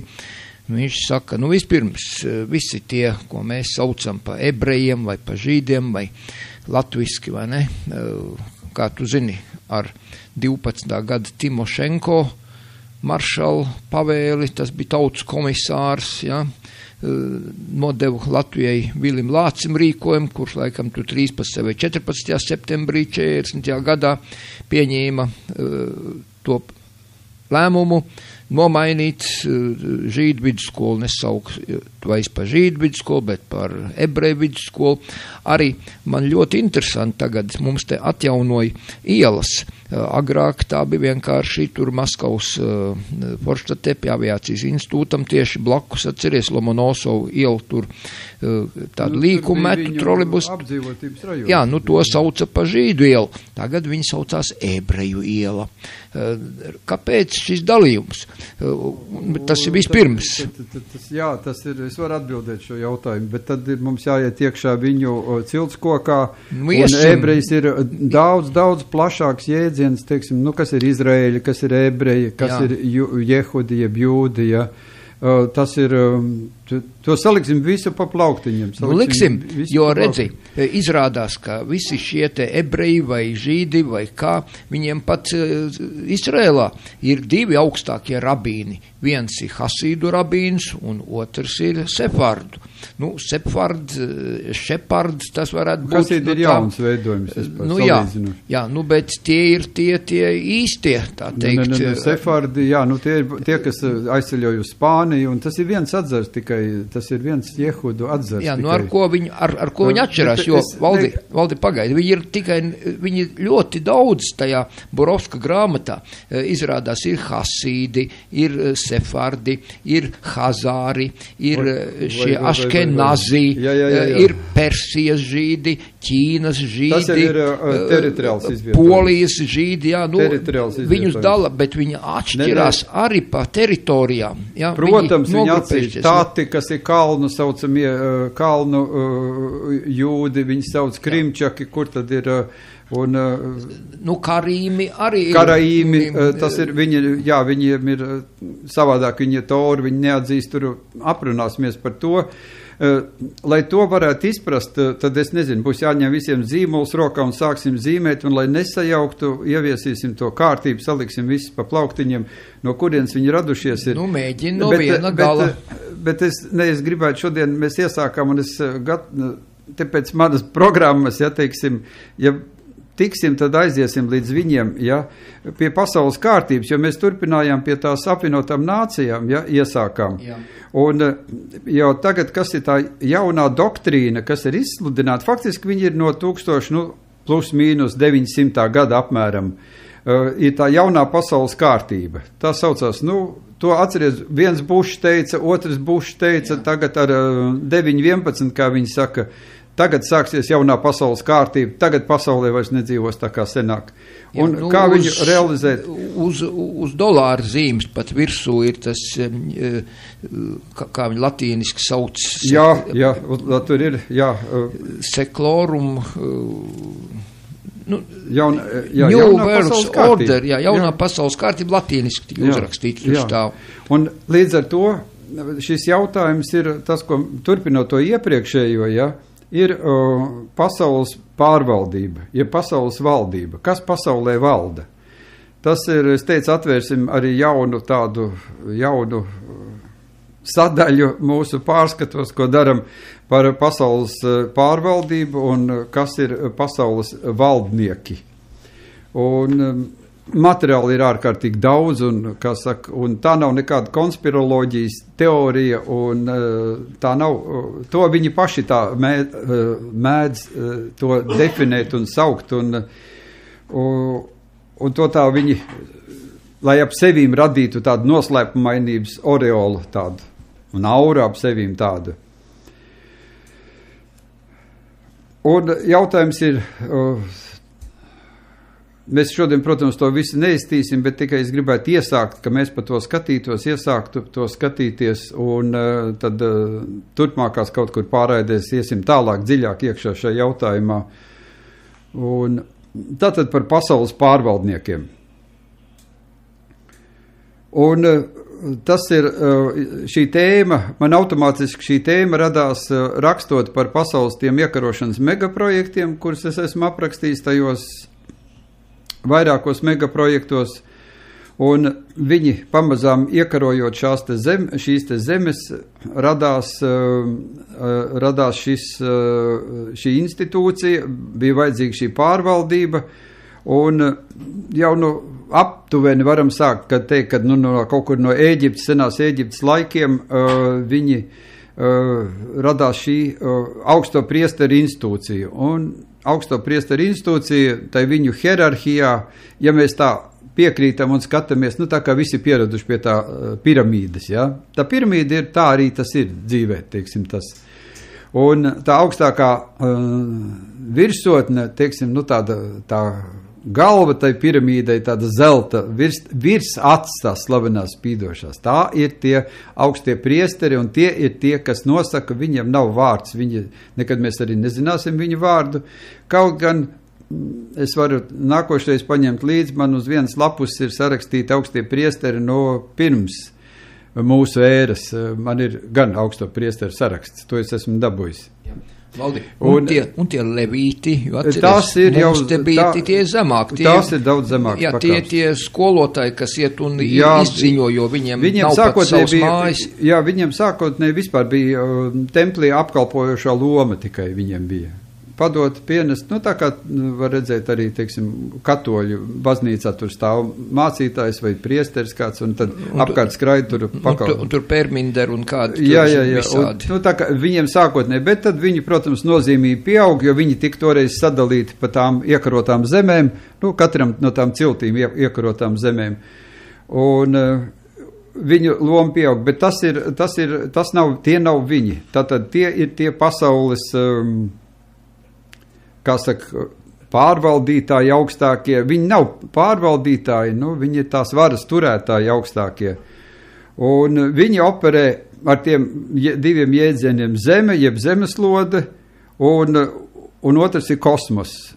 Zemeslode, teiksim, tas ir globālisms, jeb globālisti, un kosmopolītisms, tas ir viņu saistība ar visumu, jo viņi uzskata, kā saka, visums, viņi ir nākuši no visuma, un kosmos arī ir viņu polis, un līdz ar to daudzās pat viņu simbolos parādās pat tādi tie globi, un globus, tas ir, viņiem ir, tu var redzēt, gan karaļnamu simbolikā, gan pat arhitektūrā daudz, kur viņi ir izmantojuši šo globusu, jo globus, tas ir, viņiem pieder, viņi pārvalda šo globusu, tāpēc viņi uzliek tur roku uzlikt uz tā globus, vai kā tur ir. Ja? Jā, tāpēc arī Padomu Saeimas ģerbonī, kā tu redzēji, bija globus pašā vidū, lielais tīkls virsū, un tad es atceros to Kremie aicinājumu, ka vārdsakot izmetusi to tīklu pār pasauli, un drīz visas zemeslodes valstis un tautas būs zem viņu naga, zem viņu pakļautības, viņu varā. Protams, padomīs, tie bija tie no austrumpuses nākošie, tie Hazāri un šis atzars. Tur bija tie, kas bija palikušies no tā, kad tur izplatījās caur Hazāriem, caur viņi sauc Jūdeo Hazārs. Caur Hazāriem, Hazāri bija ķurku tauta, bet tas virslānis viņiem bija un pārvaldība bija, nāca no seniem Izraēļiem, ja. Tie nav jūdeisti, tie nav, tos nedrīkst saukt par jūdiem. Un viņi tur tādā ziņā sajaucās, bet tu labi atceries, kad Bronšteins, tad Trotskis tika atsūtīts no Amerikas Savienotām valstīm, Ļeņins no Šveices tika atsūtīts un vagonā cauri karojošai Vācijai, kā viņi saka, noblombētā vagonā. Tā kā viņu cilvēki arī, ko es to gribu teikt, viņi cilvēki arī būvēja to valsti. Tā ir viņu valsts. Es jau sen to rakstīju, teiksim, kad pūķis ir viens. Un to viņi būvēja to valsti. Un viņi uzbūvēja, tā ir viņu valsts, tā ir viņu radīta, apmaksāta valsts. Tā ir PSRS. Tā ir PSRS, jā. Tā ir viņu bolševikā partija, ir viņu apmaksāta un radīta. Vairākumnieku, jā. Lielnieku, jā. Lielnieki tas ir pavisam cits nosaukums. Latvijas laikā tā viņi sauc. Sauc, bet nepareizi sauc, tāpēc, ka viņi vienkārši bija vairākumā, redz, demokrātiskā veidā, tur tajās RSDRP, tajās sapulcēs, vēlēšanās, šie bija salasījušies vairākumā, un vairākumnieki bija bolševiki, un kas bija mazākumā, tie bija menševiki, vai ne? Un izrādās šie bolševiki bija visi šie faktiski no rietumiem sūtītie lielākoties. Un varbūt tās neiedziļināšos šodien, teiksim tās, bet tātad no šiem te parēķiniet, kad bija senās Ēģiptes laiks, ja, seno Ēģipti iekaroja, to mēs skatīsim pie Ādama ciltskoka, iekaroja viens no Noasa dēliem, tas bija Hams, un faktiski viņa, kā saka, sievas vārdā arī tika nosauktā iekarotā teritorija par Ēģipti, ja? Un viņiem pirmais, arī meitiņu viņi savu nosauca par Ēģipti, bija māte Ēģipte un meita Ēģipte, un pirmo dēlu viņš nosauca par faraonu, radās vārds faraons. No turienes vispār nāk Ēģiptes vārds kā tāds, ja? Bet tas ir attiecībā uz to Ēģipti, bet es gribu teikt, tieši no tā laika aptuveni, tas ir tas laiks, kad radās šīs te organizācijas, šī te institūcija, šīs te pasaules pārvaldes organizācijas. Valdi, bet kā pareizi to Ēģipti? Mēs sakam Ēģipte, angliski Egypt, vai ne? Jā. Kā ir viņu valodā, kā tur saucās? Nepateikšu tagad, kā tas ir ivritā. Tas ir no ivrita nāk, no ivru valodas. Jā. Es nevaru izrunāt viņu. Un es nevaru izlasīt, man ir, kur man ir rakstīts tās ivru valodā, tie ir priekš maniem hieroglifi. Bet tie vārdi, tie nosaukumi, ja, viņi jau ir, kā saka, internacionalizēti, un no turienes nāk tie nosaukumi. Es gribēju tikai teikt to, ka šī institūcijas vai šīs pārvaldes institūcijas, augstākās priesterības institūcijas nāk, jau ir tik sena vēsture, no tiem laikiem tie nāk. Un tās visas zemes, kurās viņas iekaroja, sākot ar Šumēru, kur pirms tam dzīvoja mūsu radinieki ārieši, ja, visur viņi radīja šīs te priesteri institūcijas, kas bija ārkārtīgi ļoti specifisks tās priesteri, jo arī tās visas sodu sistēmas un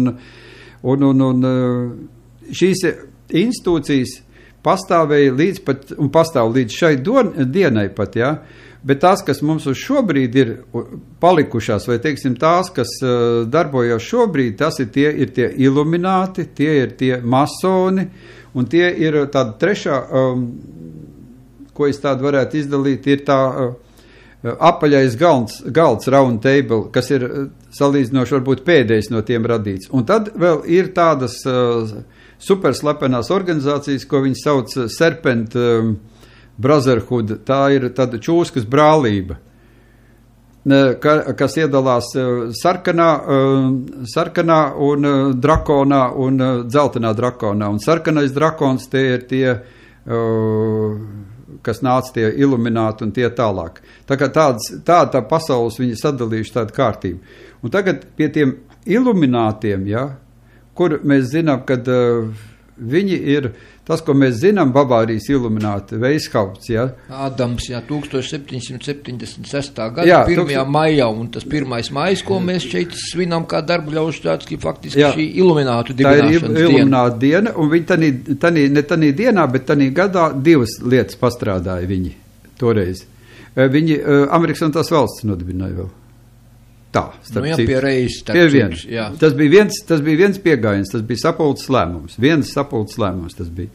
Un viņi par to viņu priekšnieku, Adamu, ja, viņš it kā ir arī uz dolāru starp citu zīmes. Tas nav Vašingtons, kas tur ir virsū, bet it kā viņa attēls tas īstenībā ir, ja.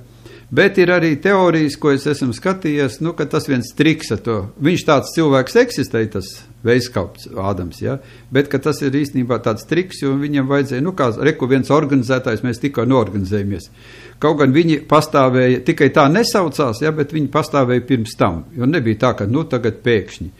Un mēs atrodam, teiksim, atkal saknes visur velk uz to iluminātiem, kas viņus finansēja šo te finansēšanu, Rothschild finansēja šo. Rothschild klans, tad jau bija sadalījies, jau dēli visi strādāja. Jā, jo 1743. gadā piedzima vecajam šim Amšalam Baueram, kam bija tā žīdu juvelieru darbnīciņa, un tas banku nodibināja pa godu dēlu dzimšanai. Viņam interesants, viņš pirmais jau pazaudēja Bauerberg, ja? Viņš bija Bauerberg, to Berg nometa nost, palika Bauers, pirms tam viņš vēl saucies Bover, un tad to Bover, tas nav smuki, labāk Bauerberg. Un tad to Berg nomet nost, palika Bauers. Un šim bija dēls Maiers, Amšals Bauers, un tā kā to banku viņš nodibināja, baņķierim, slikti tāds Bauers Vācijā, kas tad tas ir tāds slikts vārds. Tad tas sarkanā izkārtne, kas viņam virs durīm bija. Jā, un tā izkārtne, bet tā izkārtne, tā sarkanā, tas ir pamats arī karogam pēc tam, sarkanajiem karogiem visiem. Pareizi. Tāpēc visur bija sarkanie karogi pēc tam. Jā, tikai nevis to Dāvida zvaigzni lika, bet lika šo Zalamana zvaigzni, 5-staru zvaigzni, nevis 6-staru. Kāda starpība? Viņu. Abas divas viņu. Tik un tā ir viņu, jā. Bet tas viens, ja mēs par šo runājam, par šo dibināšanas laiku, teiksim, tas ir tāds aktivizācijas laiks, un tad viņi izveido šo te organizāciju. Bet tanī pat laikā viņi, ko izveidoja, viņš nolēma arī to, kad Amerikas un tās valstis, kad ir jādibina, ja? Un tagad paskaties, viņš tad nodibināja, viņi tagad ir, kad vajadzīgs kā neatkarīga valsti, tas Amerikas un tās valstis ir, ja? Un viņi, to mēs tagad, varbūt tas būs arī nākošais temats, ja? Jo viņš jau nav viens. Mēs neaizgājam tālāk, neapskatījāmies tos pārējos dalībnieks. Ir tā saucamās 13 karalisko ģimeņu padome. Tā nav padome, īstenībā tā ir tāda asambleja, kā lai to nosauc, apspriede. 13 karalisko ģimeņu. Un tad viņš visām 13 karaliskām ģimenēm sadalīja to, toreiz tādas bildes, bija tāds tāda čūska uzzīmēt un tāda izvilkta par štatiem un sadalīja 13 štatos.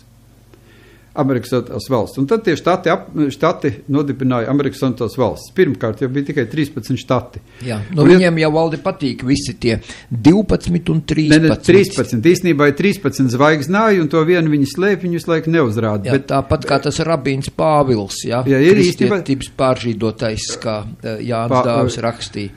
Šauls, īstā vārdā. Šauls. Pāvilim Šauls vārds. Jā. Bet viņš šo te Amerikas Savienotās valstis viņi sadalīja tādējādi. Un tādējādi viņi varēja, viņš izrēķināja, tas bija, kā saka, aprēķins bija. Tādējādi visi ir, kā saka, arī pāēduši, bet viņš ir tas galvenais, tas virsvadītājs. Un apsties uz karogu, šodienas Amerikas Savienoto valstu karogu. Vajag tikai saskaitīt strīpas. Un strīpas ir 13. Vēl aizvieda. Jā, dolārā tās bultas, kas tur ir dolārā, var ieraudzīt, tas arī ir 13. Jā, 13. Es vēl šodien pārskaitīju dolārā, man dolāru nav, es bildē pārskaitīju, 13 bultas ir. Jā. Tās ir tās 13 karaliskās ģimenes. Jā, un tās zvaigznītes arī ir 13. Zvaigznītes tad, ir jau 50, jā. Tās ir viņu... Pagaid, tās ir tagad karogā tā. Toreiz, jā. Bet uz dolāru virsū tur ir 13 zvaigznītes tajā riņķī iekšā salikts. Tas ir vecais, jā, tas ir vecais vēl iedalījums. Redz, cik labi. Vecais iedalījums. Nekur nav tālais. Un tad viņš, tas ir, apsteidzot, kā saka, lietas, var teikt, tad viņi radīja to, jo tā verdzības iekārta nebija tālāk, kā saka, lai gan vergu tirgus bija, tas atsevišķi jāskatās, varu pastāstīt par vergu tirgu, kā viņš tika veidots. No Āfrikas uz Ameriku, un kas viņu veidoja, tas viss ir zināms. Un viņiem vajadzēja pāriet jaunā kvalitātē. Verdzība bija tā, kā mēs esam vergi uz šobrīd. Arī Amerikas Savienotās valstīs nevarēja būt vairs vergi, jo jauna tipa vergi. Un tad tika radīts pilsoņu karš, kur viņš atkal finansēja abas puses tai karā. Abas puses finansēja. Tieši tāpatās kā pasaules pirmo karu, pasaules otro karu, viņi finansēja abas puses. Tā kā finansēja Japāņu karu ar Rasiju, ja. 904. Jā, gadā. Tas iznāca toreiz uz 200 miljoniem. Šifi un Rothschildi iedeva naudu. Šifs ir Rothschildi radinieks, jo viņiem aprecējušies, tur salaulējušies, viņiem Frankfurtē kopīgi māja 5 stāv tur jau tajos 1700 beidzamajos gados bija, vai ne? Un tā kā viņi ir viss, principā, viena liela ģimene. Kā tad, Valdi, tur tiem varenajiem? Ja mēs vēl pie amerikāņiem, pie Amerikas, apskatot vēl Ameriku, visi zina, kā vārdā nosaukt ir Amerika. Vārds Amerika, ja, un tāds. Ir tāda pasaciņa. Tāpat kā pa Pavļiku Morozovu, ja? Jā, ir Amerigo Vespucci un vēl visādi. Tā ir tā pasaciņa. Vārdi, tad es paskaidrošu, ko nozīmē šis vārds. Tas ir ivru valodā, tas ir ivritā, ja? Ivru. Ir nozīmē cilvēki. Ame arī nozīmē mīlēt. Tas ir no latīņu vārda, tas gan ir paņemts vairāk, ja? Eri ir ivru, tad ivritā lauva. Rika, tas ir pazīstams vārds, tas ir for rich, ja, tas ir bagāts, un kā ir sens eģiptiešu vārds tādam garīgam spēkam, kā, viņi saka. Un saliec kopā, iznāk šīs te nozīmes ir ielikts iekšā, un iznāk vārds Amerika, ja, vai Amerika, jebkurā valodā. Un ne jau tur viena, cits saka, itālieši izcelsmes, cits saka, portugāļi, tur karšu zīmētāji vārdā, kurš tad viņš ar citu Jehuds arī bija. Viņa vārdā, viena cilvēka vārdā nosauc Ameriku, viņu lielais projekts. Es esmu aprakstījis par Amerikas, tā saucamo atklāšanu, ir ļoti garš mans rakstu sērija, Zintniekā ir, kur es aprakstīju pie tieši Amerikas atklāšanu pa gadsimtiem, kuri brauca un jau pirms seniem romiešiem, bet arī romieši pat brauca uz Ameriku un nerunājot par templiešu ordeni, kur La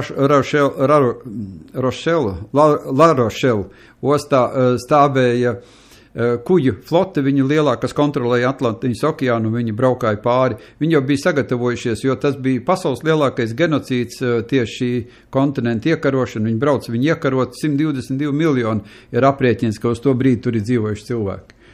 Kas tur palikās pāri. Un tad arī tie, kas vēl palikās, tos vēl sadzina rezervātos un uz rietumiem aizdina projām un iznīcināja. Pasaules lielākais genocīds, nevis lielie geogrāfiskie atklājumi.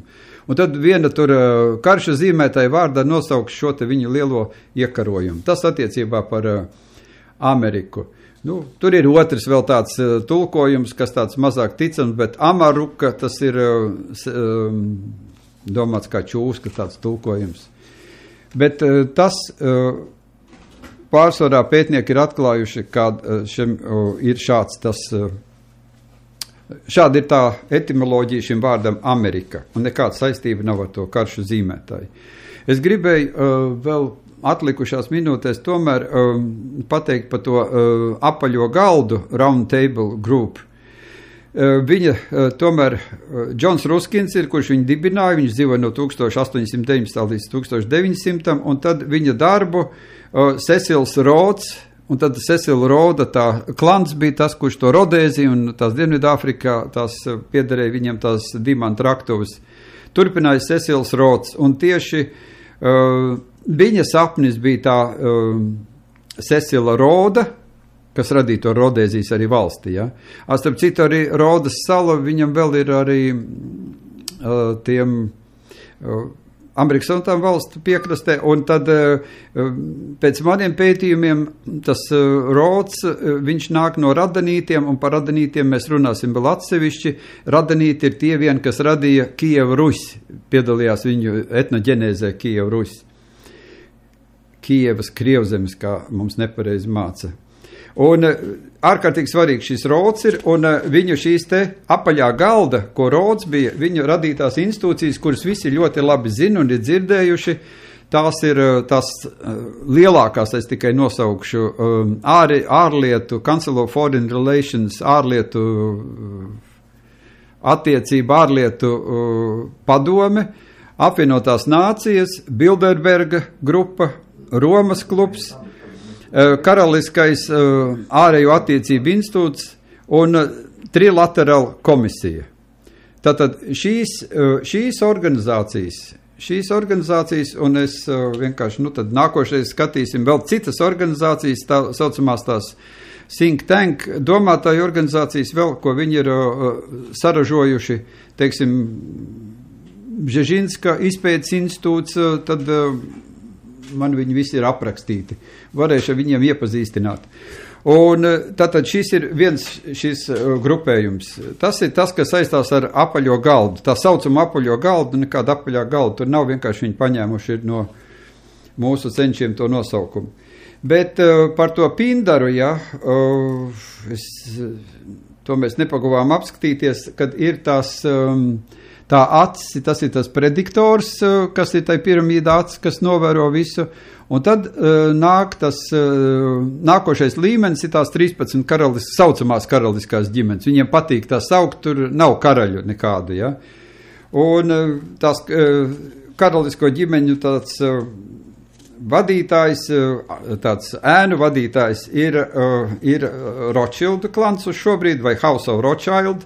Viņi, starp citu, arī izveidojuši tādu Rothschilda tribunālu, un tā, kad es padzirdu tribunāls, ja kāds raksta, Rothschildiem ir tāds tribunāls.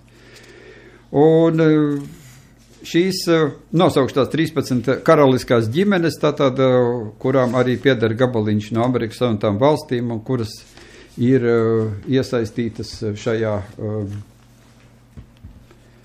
Tā, pirmkārt, klan Brus, tas ir Skotu aristokrātiskā, tad Cavendish Kenedija ģimene, kur ir iesaistīta Medici, jeb House of Medici, tas ir Mediču klans, klans, viņi saka, Mediču grupējums. Hanoveras, vai kur ir tādi, viena no lielākiem, var teikt, stiprākiem šie viņu aristokrātu, House of Hanoveras viņu dinastija, kā viņi saka. Tad Habsburgi, Krupi, Plantageneti, Rockefelleri, Romanovi, St. Clairi, Vārburgi un Vinzori.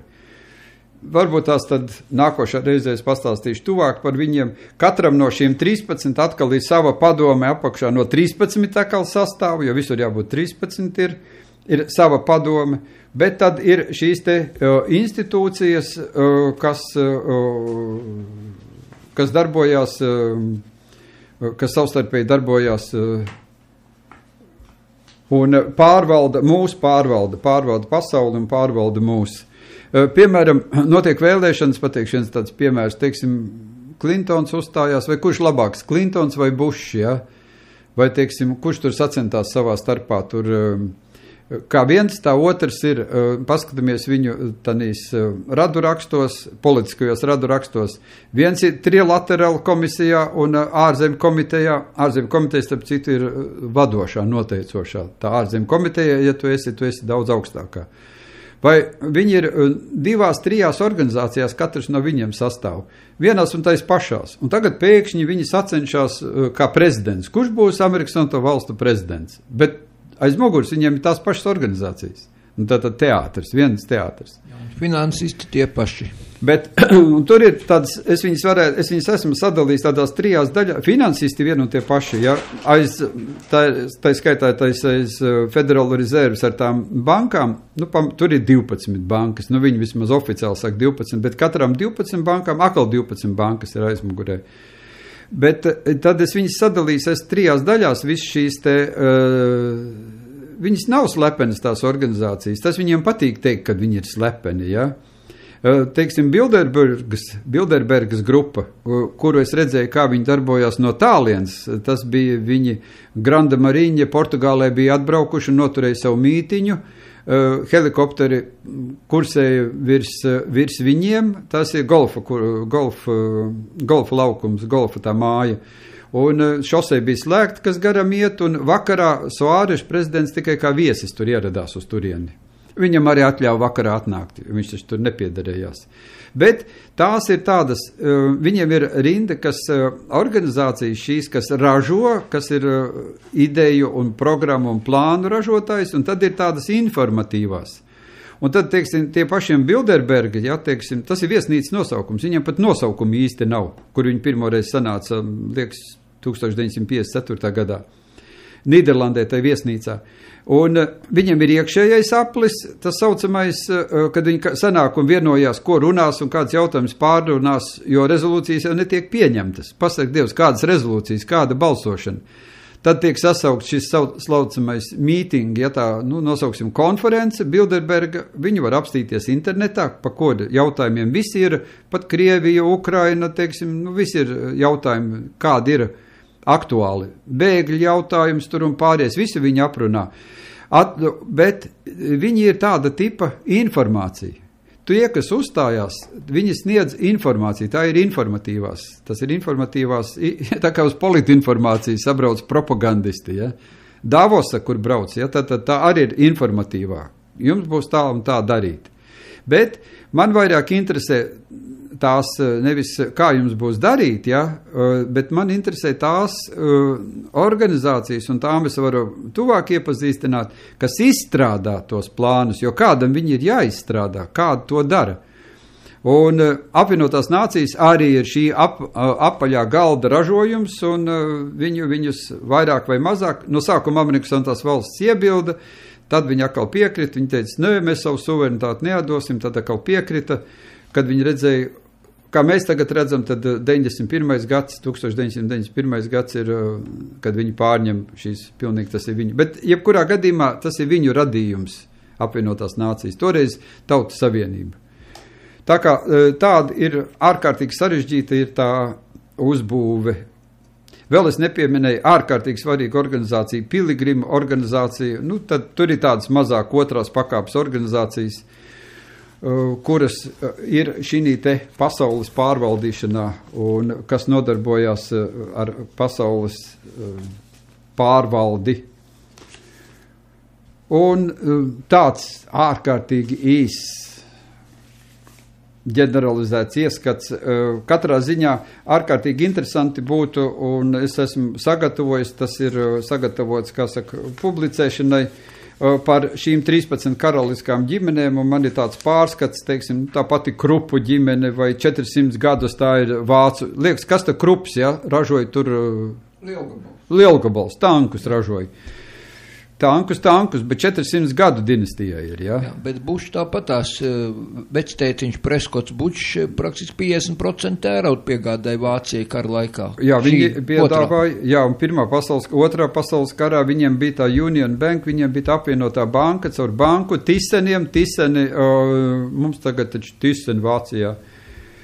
Un Farben Industry, tās visas nāca no turienes. Jā, tā kā tāds būtu tas pirmais tuvinājums, pirmais ieskats tik ārkārtīgi sarežģītajā tanīte pasaulē.